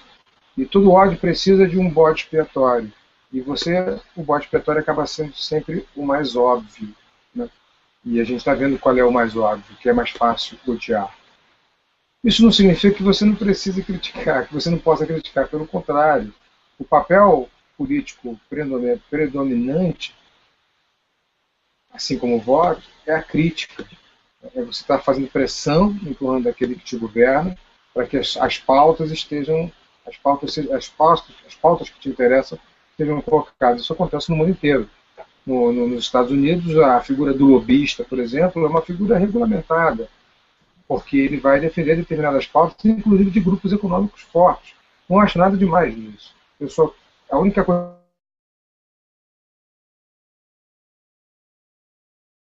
a gente tem lobby, a gente não tem isso regulamentado, a gente não tem isso democraticamente sistematizado do que acontece nos bastidores muito grande, canalizando esse ódio que eu mencionava atrás, ainda há pouco. Na segunda-feira, eu vi um comentário muito do professor Marco Antônio Vieira, na TV Cultura, descascando o Fernando Henrique Cardoso, porque o Fernando Henrique Cardoso tinha dito com essas palavras: o impeachment não vai levar a lugar nenhum, o impeachment não resolve problema nenhum. Foi muito raivosa a intervenção do professor Vieira, dizendo: Fernando Henrique, já em 2005 você evitou o impeachment do Lula e agora evitará o impeachment da Dilma. Ele falava isso com sangue nos olhos, o mesmo sangue que o senador Aloysio pede da Dilma, né, que ela sangre. Então, esse ódio que se canaliza para ter um bode expiatório e que tem essa pauta por trás é que me preocupa muito. Eu não consigo menosprezar isso, não. Eu não consigo ser tão racional, porque eu sei que o inconsciente fala muito e eu sei que as reações de ódio, reações emocionais, elas se sobrepõem à razão e aí a gente não sabe aonde que o barco vai, para que lado que o barco vai. Quando o Wilson fala do PMDB como hiena, eu concordo com ele, o PMDB nos últimos 20 anos tem feito esse papel, mas temos que lembrar que o PMDB tem outro animal por trás também, que é o animal águia. Né? E as águias colocaram as mangas de fora recentemente sem nenhum pudor. Né? O que a gente assistiu hoje, Wilson, no depoimento do presidente da Câmara, a CPI da Petrobras, Eduardo Cunha, foi uma cena patética, algo vergonhoso, que eu não vi há muito tempo nesse país. Ele foi praticamente louvado por 27 líderes de partido. Ele entrou como se fosse o César entrando em Roma. Né? Foi ovacionado ele estava numa CPI, né, dando seu depoimento, depondo numa CPI, foi apenas elogiado pelos deputados, foi louvado mais do que elogiado. Isso, politicamente, tem um simbolismo muito grande, um simbolismo de que há um Congresso corrupto dizendo que a mancha está do outro lado, a mancha está lá no Palácio do Planalto, que também está, mas não só está ali. Então não é verdade, estão montando uma grande farsa no Congresso Nacional, e isso me preocupa muito. Ok, você tem razão, é um Congresso democraticamente eleito, a gente está aí desde 1989 votando para presidente, elegendo um Congresso pelo menos desde 82, um Congresso democrático que vota, um Congresso que não tem a qualidade que a gente quer, mas cuja responsabilidade é nossa mesmo, mas sim está conspirando contra o Poder Executivo. Ao mesmo tempo, a gente tem um Poder Judiciário na figura do Supremo Tribunal Federal, que eu acho que consegue passar um pouco incólume por isso, né, com um ou outro problema no caminho. Um 11º ministro do Supremo que não entra na cota porque vai ser julgado. Imagina, que constrangimento do 11º ministro ter que passar por esse Senado. Ainda bem que houve esse paliativo feito pelo próprio Supremo de colocar o 5º ministro da turma que vai julgar os investigados pelo esquema da Lava Jato. E aí começam as teorias das conspirações que você mencionava, né, Wilson? A começar por essa do próprio ministro Toffoli, que foi sim advogado do PT, que foi sim advogado da casa do Ministério da Casa Civil, mas que se mostrou completamente isento, por exemplo, no julgamento do Mensalão, né? Ele condenou o José Genuíno, que foi presidente do PT, e condenou o Zé Dirceu e, claro, o absolveu em alguns outros quesitos. Mas me pareceu responsável, me parece bastante responsável, e eu acho que a gente tem ali na figura do Judiciário uma instituição bastante forte e equânime e com capacidade moral, intelectual para julgar essa situação. Esse é o ponto forte. Mas o ponto fraco são os outros dois poderes. O poder executivo, como a gente já disse, bastante enfraquecido por erros políticos da articulação política, começando por um ministro da articulação política que não tem nenhum peso, que não tem nenhuma interlocução, por um ministro da Casa Civil, que é o Luiz Mercadante, que simplesmente não fala com o presidente do Senado, são inimigos declarados, e tem pouca base de sustentação, e por um loteamento de 39 ministérios que serviria a esse fim, mas que nem a esse fim se presta. Um ministro da Educação, como Cid Gomes, que dá declarações infelizes, uma população que não consegue entender metáforas, como o Tico mencionou, a metáfora do Lula sobre a questão do Exército, né? É uma metáfora de reação, mas é uma metáfora de reação que é entendida literalmente. Você falava do barbeiro, Wilson, e eu vou falar do diálogo que eu tive com o taxista em São Paulo, Tico. Taxistas são sempre boas referências, mas é inacreditável. De diálogos. O diálogo era o seguinte, ele dizia assim: o senhor veio do Rio, não veio? O senhor faz o quê? Eu sou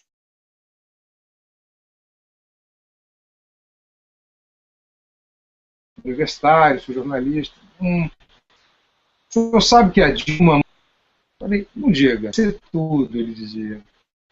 Eu falei, está circulando. Ela tem que sair, a gente tem que pedir o impeachment dela mesmo, porque ela não pode continuar com isso.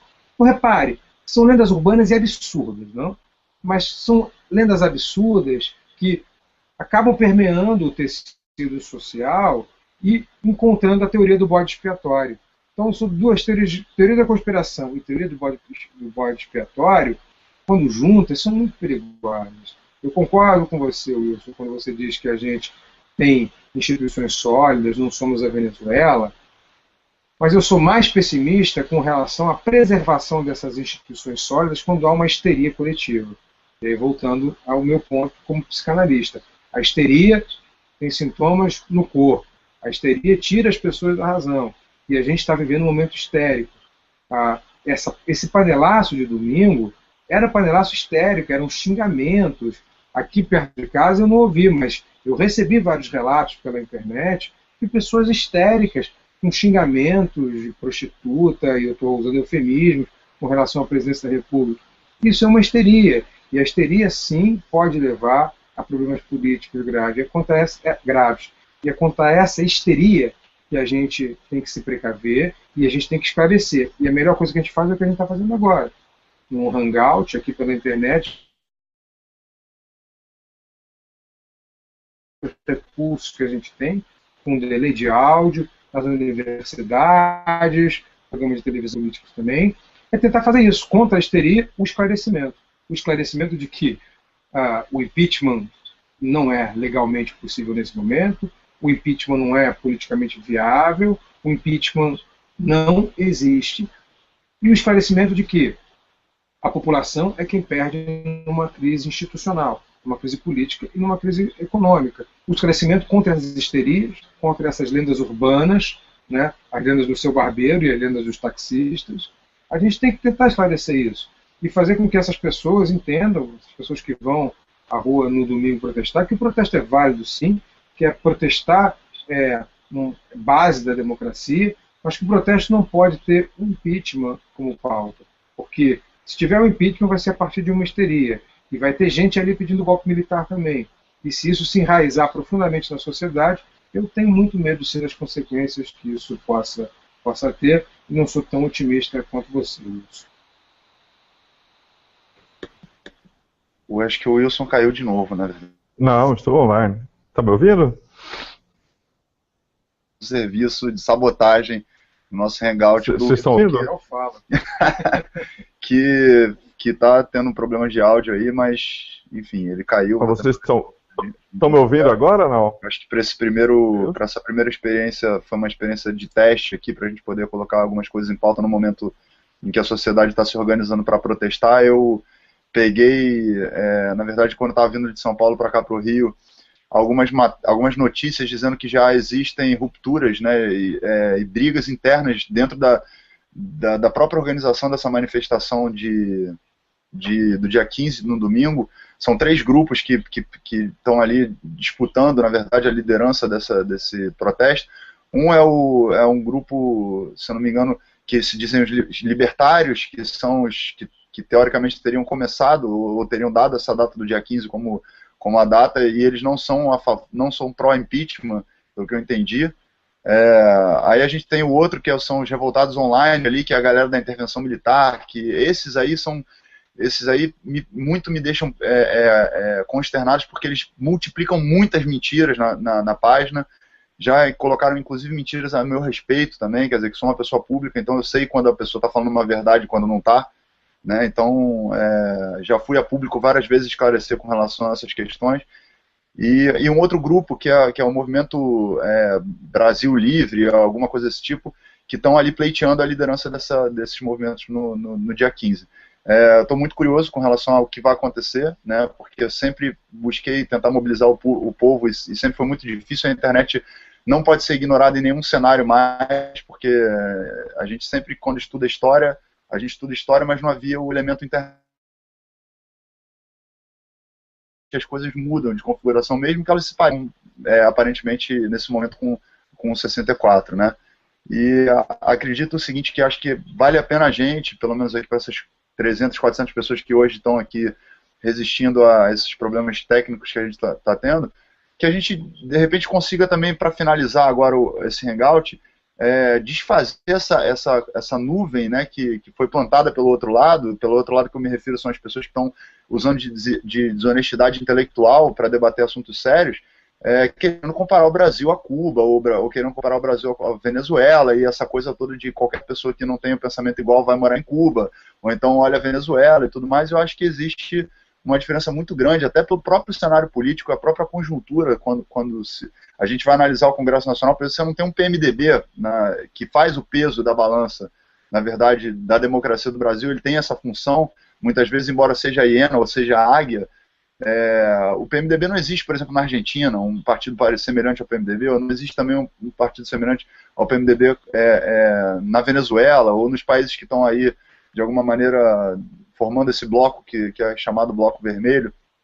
Então, eu queria só que vocês pontuassem, na verdade, o quanto essa comparação pode ser viável, né? Comparar o Brasil com a Venezuela, comparar o Brasil com a Argentina, ou comparar o Brasil com Cuba, com países que têm, entre aspas, uma visão socialista, mais voltada mesmo para o socialismo, e quais são os perigos que se representam de uma um regime socialista no Brasil, ou um regime comunista no Brasil. Qual é a viabilidade disso, na verdade, dentro do tamanho do Brasil, da conjuntura econômica, da conjuntura política?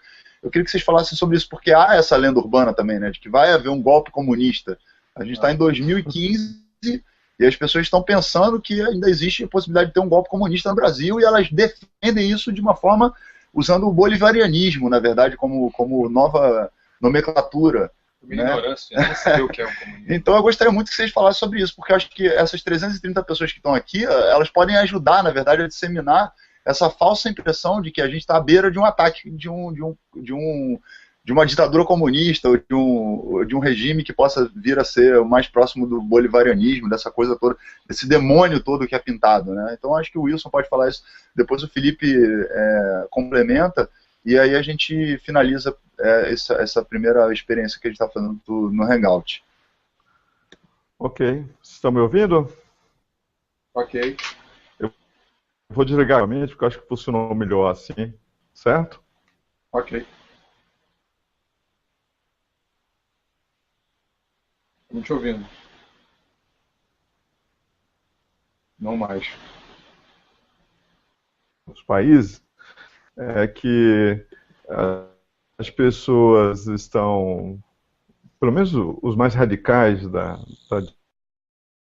direita, conservam o Brasil e, por outro lado, desejando um padrão paraguaio, que é aquele padrão do impeachment automático, fast food, que aplicaram no presidente. A pergunta é, por que o Brasil não pode ser, não é só porque o Brasil não é Venezuela, mas porque o Brasil não é o Paraguai. É porque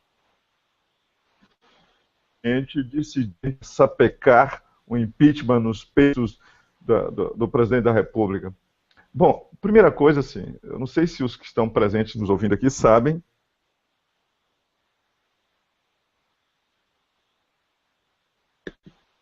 Vou te pedir para repetir, Wilson, essa parte que cortou.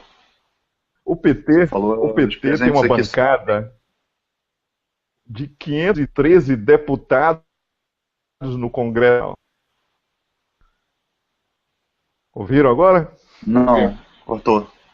Falou assim, ouvimos os 513. 513 deputados.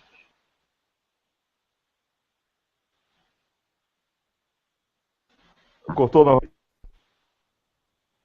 Tá falhando. Tá falhando muito.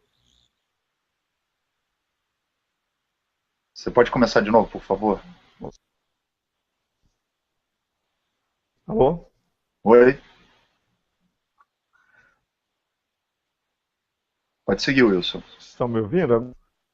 Uhum. Então, como eu dizia, se a presidente tem um partido com 513 deputados e a maior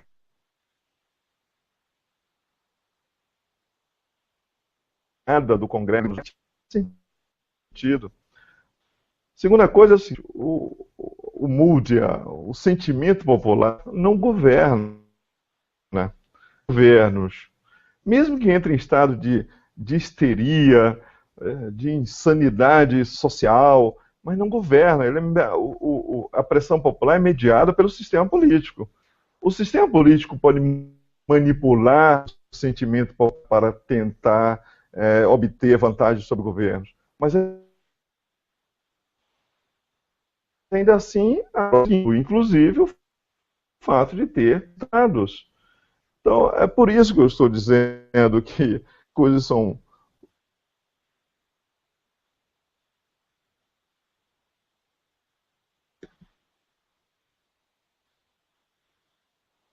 parecem as pessoas. No Brasil tem essa crença chamada vontade política ou na vontade popular. Se as pessoas querem, no outro dia tudo, ou se os governos querem, no outro dia isso é uma ficção, isso são ficções, existem temas e processos, existem os três digamos, as três dimensões do Estado zelando por isso tudo. Então, repito, muita calma nessa hora, porque eu acho que o ambiente não é tão caótico a este ponto. O Brasil, é claro, não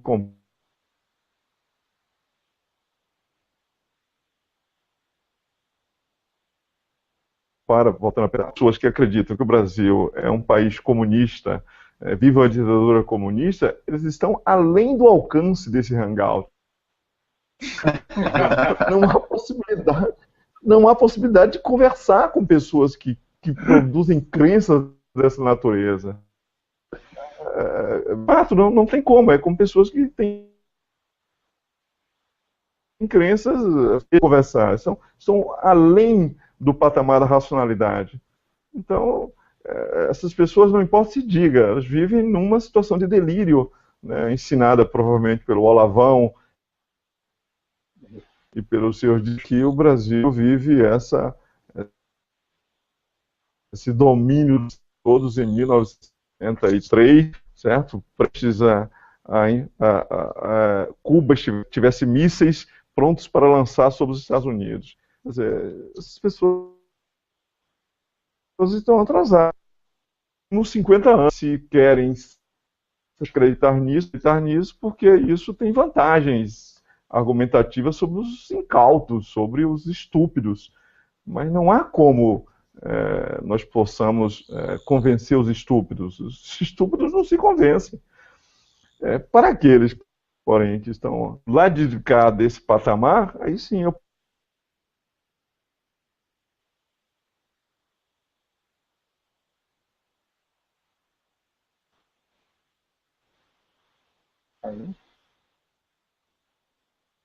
Depois eu vou pedir para o Wilson dizer qual é a operadora aqui. Os defeitos, etc. E que...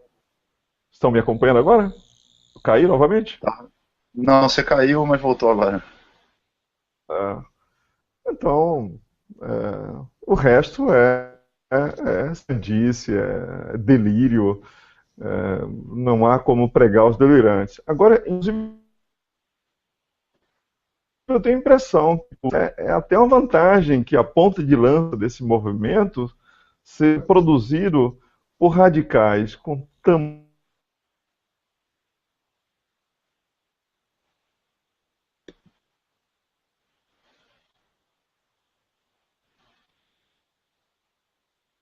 disparates que os extremos da esquerda e da direita que governa. No centro está a maioria. E o centro brasileiro é moderado. O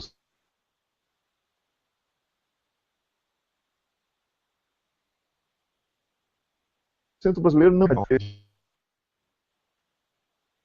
As pessoas podem ir para radicalismo de esquerda, radicalismo anárquicos, lembra lá dos Black Blocs? Sim. Radicalismo, nós finalmente. Mas digamos, o centro.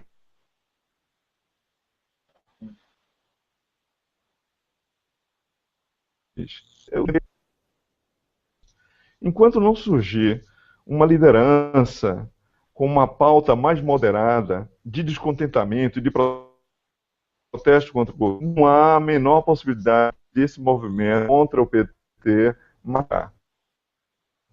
Enquanto isso, não há possibilidade de se usar a massa para a consistente.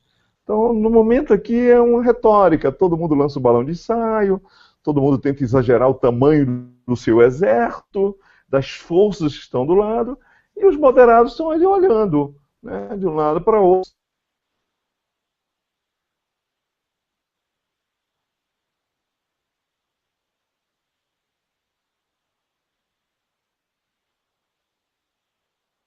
Tomando o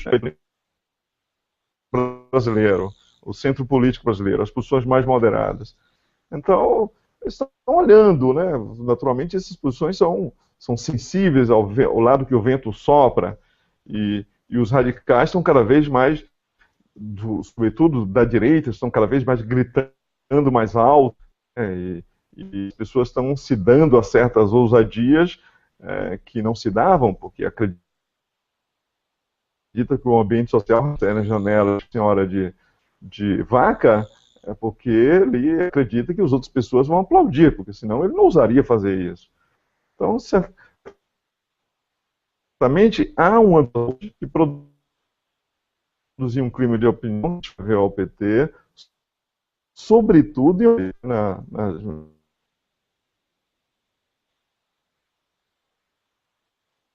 minhas sondagens. Petista hoje é São Paulo, por exemplo, né? Mas que isso não necessariamente no Brasil inteiro. O Brasil é um país imenso, né? Com outras demografias eleitorais que não passam naturalmente de São Paulo, Horizonte, etc. Né? Ou mesmo. Então as coisas são mais, digamos assim, mais complicadas, mais anunciadas. Esse movimento só tem chance de prosperar se ele conseguir o centro. Não vai ganhar o centro enquanto ele for liderado por esses loucos, pelos cachorros doidos mais radicais, esses aí que querem o governo militar.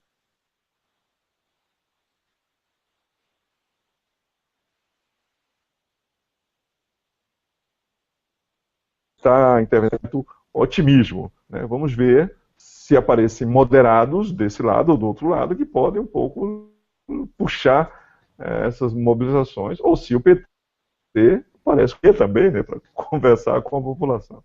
É isso. Felipe. Eu concordo em parte com o Wilson, mas eu vejo uma matilha de cachorros doidos por aí. E isso me preocupa muito. Né? E às vezes não são nem tão doidos, o que é mais preocupante ainda. Às vezes tem a envergadura moral de um protozoário, não são cachorros. Né?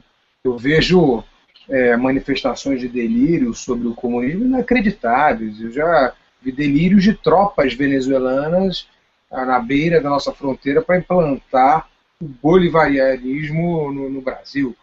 Isso é de uma insanidade inacreditável. Como disse o Wilson, as pessoas estão fora do alcance até desse hangout. O problema é isso se disseminar num país em que as pessoas têm um nível de esclarecimento mediano. Né? Essas lendas, se elas se disseminam, às vezes a pessoa acredita até porque quer. Né? As pessoas acreditam nas próprias ficções, nas ficções sobre si mesmo. Então não custa nada elas acreditarem em ficções sobre o outro, desde que essas ficções sejam convenientes para as suas crenças. Então é preciso ter muito cuidado com delírios e ficções, porque eles estão muito próximos. Né? E a mediação dessas ficções é que me preocupa mais ainda. O Wilson muito bem abordou na fala dele, a vontade popular não é assim imediata. Ela tem a mediação da classe política. No teoria da comunicação, a gente até usa a metáfora da agulha hipodérmica. Né? A vontade do povo não é uma agulha hipodérmica que você injeta e imediatamente você tem o efeito. Né? É no mínimo um two-step flow. Né? Há no mínimo a mediação de uma classe política. Mas essa mediação ela está no meio dessa matilha de cachorros doidos a que o Wilson se referia. Então isso me preocupa muito também. Tem cachorro doido dentro do Congresso, Wilson. Tem cachorro doido latindo alto dentro do Congresso. E tem muitos outros cachorros querendo fazer parte da matilha. Isso é muito preocupante. Muito, muito preocupante. E quanto mais alto esses cachorros doidos latem, mais outros cachorros acreditam que o latido é a linguagem oficial. E me preocupa que daqui a pouco todos estejam latindo e a gente aqui não esteja conseguindo ouvir nada. Só latidos. E daqui a pouco os latidos se transformam em uivos e de tanto uivar a gente vai ter lobisomens governando. É uma metáfora estúpida, é uma metáfora até banal que eu estou utilizando, mas é uma metáfora que cada vez mais é consistente no sentido do delírio político e público a que você se referia, Wilson. Esse delírio do taxista, esse delírio do barco, nas ficções urbanas. Me assusta num país que não tem cultura política para conviver com essas diferenças. E, para concluir, reentrando no assunto que motivou esse nosso hangout aqui, muitas das panelas que a gente viu no domingo eram panelas de cães, de cachorros doidos, para usar o teu termo, Wilson. E essas panelas reverberam. podem ter 30, 50 ou 100 mil pessoas no domingo. O que me preocupa não são as 100 mil pessoas, mesmo que elas sejam, eu acho que não são, muito pelo contrário, acho que tem muita gente sensata que vai protestar, mas tem cachorros doidos no meio dessa matilha. O problema é que esses cachorros doidos acabam se sobressaindo. Esse é o problema 1. O problema 2 é que, no momento que eles se sobressaem, eles são engolidos, ou melhor, apropriados por esses mediadores que também são cachorros loucos e que têm voz. Estamos falando da mediação política. Estamos falando dos bolsonaros, desses que gritam alto no Congresso e são mediadores políticos dessa cena política. São poucos no Congresso? São, é verdade, você dirá, mas fazem muito barulho e acabam convencendo.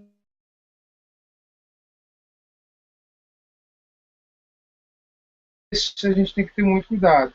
Eu acho que é uma direita raivosa, uma esquerda raivosa, e nem serei maniqueísta, mas é que a direita raivosa é uma tradição mundial, ela se manifesta com muito mais força e muito mais, uma voz muito mais estridente. Pegando os exemplos da Marine Le Pen, filha do Jean-Marie Le Pen na França, ela consegue arrematar quase 1/3 dos votos na França, com uma pauta muito simples: expulsar todos os estrangeiros do país, uma pauta de xenofobia.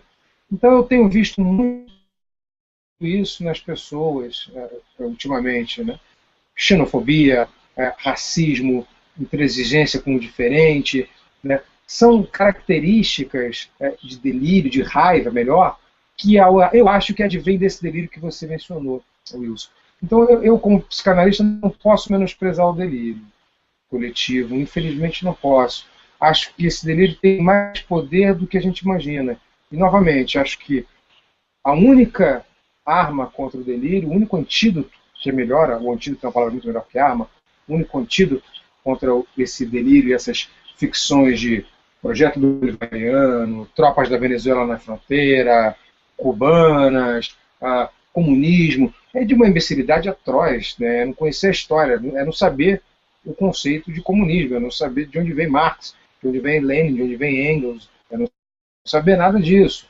Mas o único antídoto contra essas ficções é um esclarecimento público e constante, coisa que cada vez é mais difícil, porque um outro mediador, um outro desse processo, que é a mídia, né, que é a ação midiática, tem cada vez menos tempo e menos pessoas dispostas a dar um esclarecimento sobre essas ficções.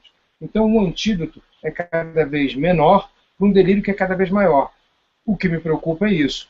No decorrer do tempo, o quanto que esse delírio vai ser maior e esse antídoto vai ser menor. Ou o quanto que a gente vai conseguir fazer com que o antídoto aumente e o delírio diminua. Eu acho que essa equação, ao longo do tempo, repito, não é uma coisa de curto prazo, é uma coisa de médio e longo prazo, essa equação é que vai definir os rumos do país. E claro, aí estamos falando sim de congresso, de mediação política, de meios de comunicação, de capacidade do governo de se rearticular politicamente. Aí estamos falando também de uma coisa que a gente não mencionou hoje, movimentos sociais importantes, sindicatos, o próprio MST, que muitas vezes é tido como um grupo terrorista, mas que tem gente muito sensata também trabalhando, o movimento dos trabalhadores sem teto, vários movimentos sociais que muitas vezes são criminalizados, isso é um grande absurdo, como muitas vezes as manifestações na Copa do Mundo, por exemplo, foram criminalizadas, coisas absurdas de se prender antes de manifestação, né? Se prender preventivamente, enfim, estou me estendendo. Então, a gente entender o papel dos movimentos sociais, o papel da mídia e o papel dessas nossas manifestações e o papel, quarto, dos mediadores políticos na contenção dessas ficções de comunismo, bolivarismo e etc., é entender esses papéis que vão produzir um antídoto contra esse delírio coletivo. Só produzindo esse antídoto a gente vai conseguir deter, Wilson, essa matilha de cachorros loucos. Essa matilha de cachorros loucos que, pelo que parece,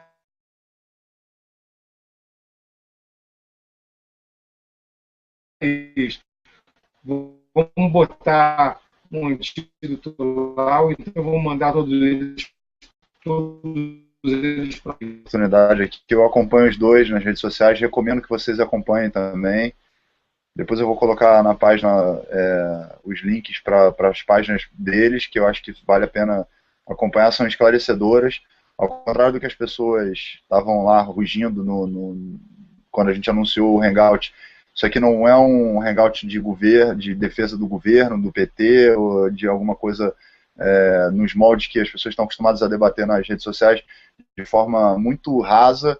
Eu acho que as redes sociais hoje elas têm um papel muito importante, né, na disseminação da informação, tanto na disseminação da boa informação e do bom conhecimento, como na disseminação de ódio, de xenofobia, de racismo, de uma série de outras questões que estão muito bem colocadas ali, porque as pessoas se sentem protegidas, na verdade, quando estão atrás de um computador, para poder disseminar esse tipo de postura, né? E isso é uma coisa que facilita, na verdade, quando as pessoas compram, né, esses discursos, porque parece que quanto...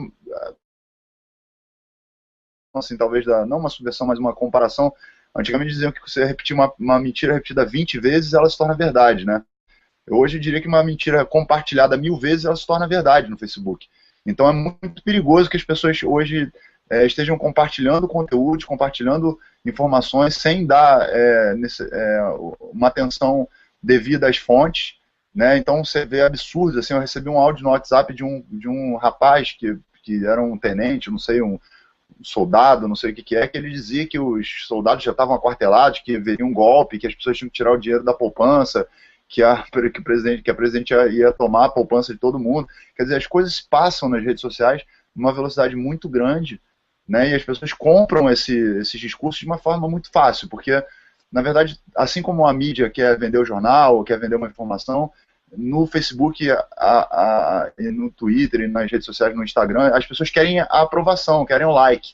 Então elas vão repetir o que é mais fácil de ter o like, na verdade, né? Ninguém vai querer ficar tomando xingamento, sendo ofendido, ou tentando defender uma articulação de pensamento que, enfim, que precise de um pouco mais do que só 2 ou 3 linhas ou 140 caracteres para poder fluir a respeito de um tema tão profundo e complexo como é a política no Brasil, né? Então eu acho que nesse primeiro momento a gente aqui abriu esse debate, acho que vale a pena depois sim, também com um pouco mais de calma, incluir outras pessoas, até aberto também para pessoas de outras orientações ideológicas ou de outras abordagens, porque eu acho que vale a pena ter outras cabeças pensando a respeito disso, obviamente pessoas moderadas, né, porque é para não virar briga, não virar conflito, não virar barraco isso aqui, e a gente conseguir conversar um pouco mais com a sociedade sobre esses assuntos. Eu acho que os temas foram abordados, apesar dos problemas técnicos que a gente teve, a gente conseguiu desenvolver um pouco esse raciocínio sobre todos esses temas aqui, sobre a ditadura, sobre a questão das panelas,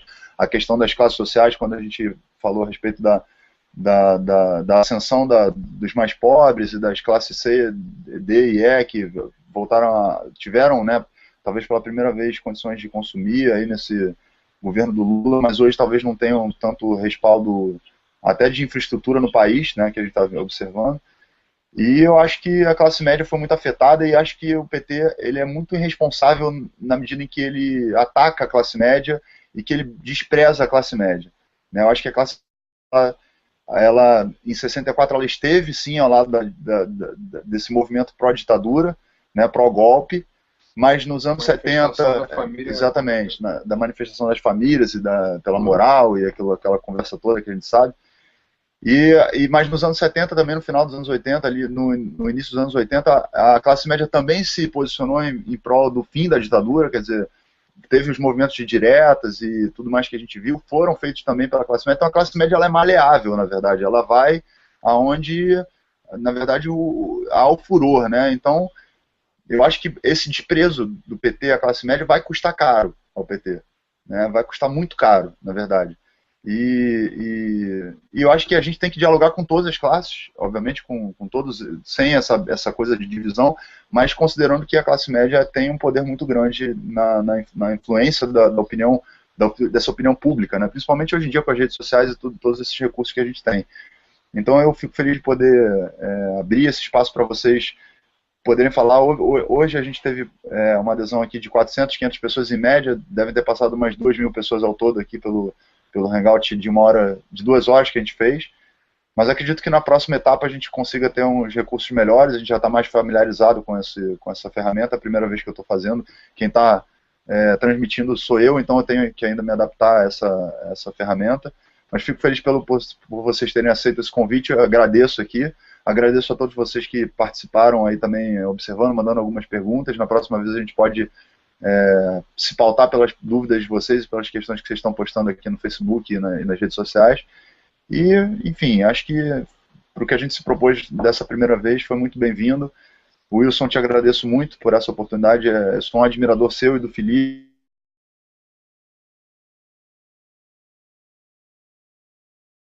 Pessoas que eu admiro muito e acompanho muito próximo, e fico feliz despedida, e a gente faz um novo hangout aí em breve para poder discutir novos temas.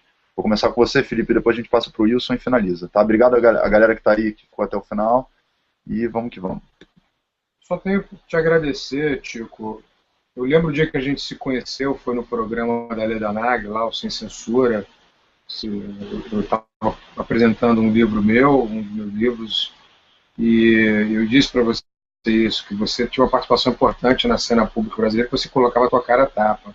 Você participava ativamente da cena política brasileira, usando o teu capital político de artista, que é um capital político importante, e os artistas têm que ter essa consciência que tem um capital político importante, e você expressa as suas opiniões, você dá a tua cara a tapa. Então é importante você estar dando essa oportunidade para que nós que somos da academia, que temos uma visibilidade menor, claro, possamos participar junto contigo, né, dessa discussão. Então, eu queria te agradecer muito por essa oportunidade. Acho que a gente é que tem que te agradecer, porque você dá essa visibilidade e você se expõe. Eu vejo no teu Facebook, na página, algumas pessoas são agressivas contigo, são agressivas comigo também. Eu tenho uma pequenininha visibilidade e elas são muito agressivas, mas com você isso se transforma absurdamente. Então é muito bom que, apesar de tudo isso, apesar dessa agressividade, você continue aí na luta. É assim que se faz um país mesmo, é continuar lutando apesar das adversidades.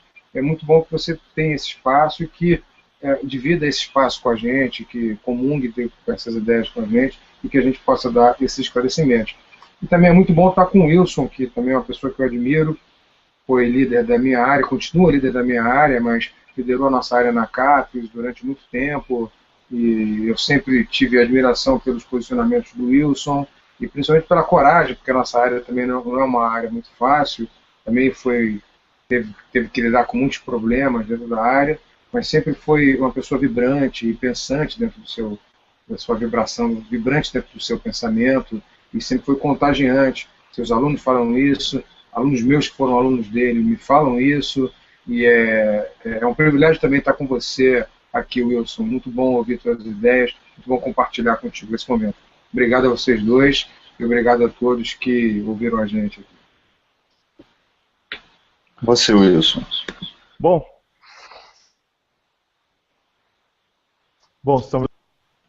fui muito sabotado aqui mas fiquei muito contente de ter participado desse hangout aqui contigo. Felipe já o conhecia, meu colega da UF, em outra instituição. Prazer reencontrá-lo nessa cidade. Não conhecia pessoalmente, temos nos acompanhado reciprocamente há algum tempo. Mas foi um grande prazer. Obrigado a todos que ficaram aqui até essa hora da noite para nos ouvir.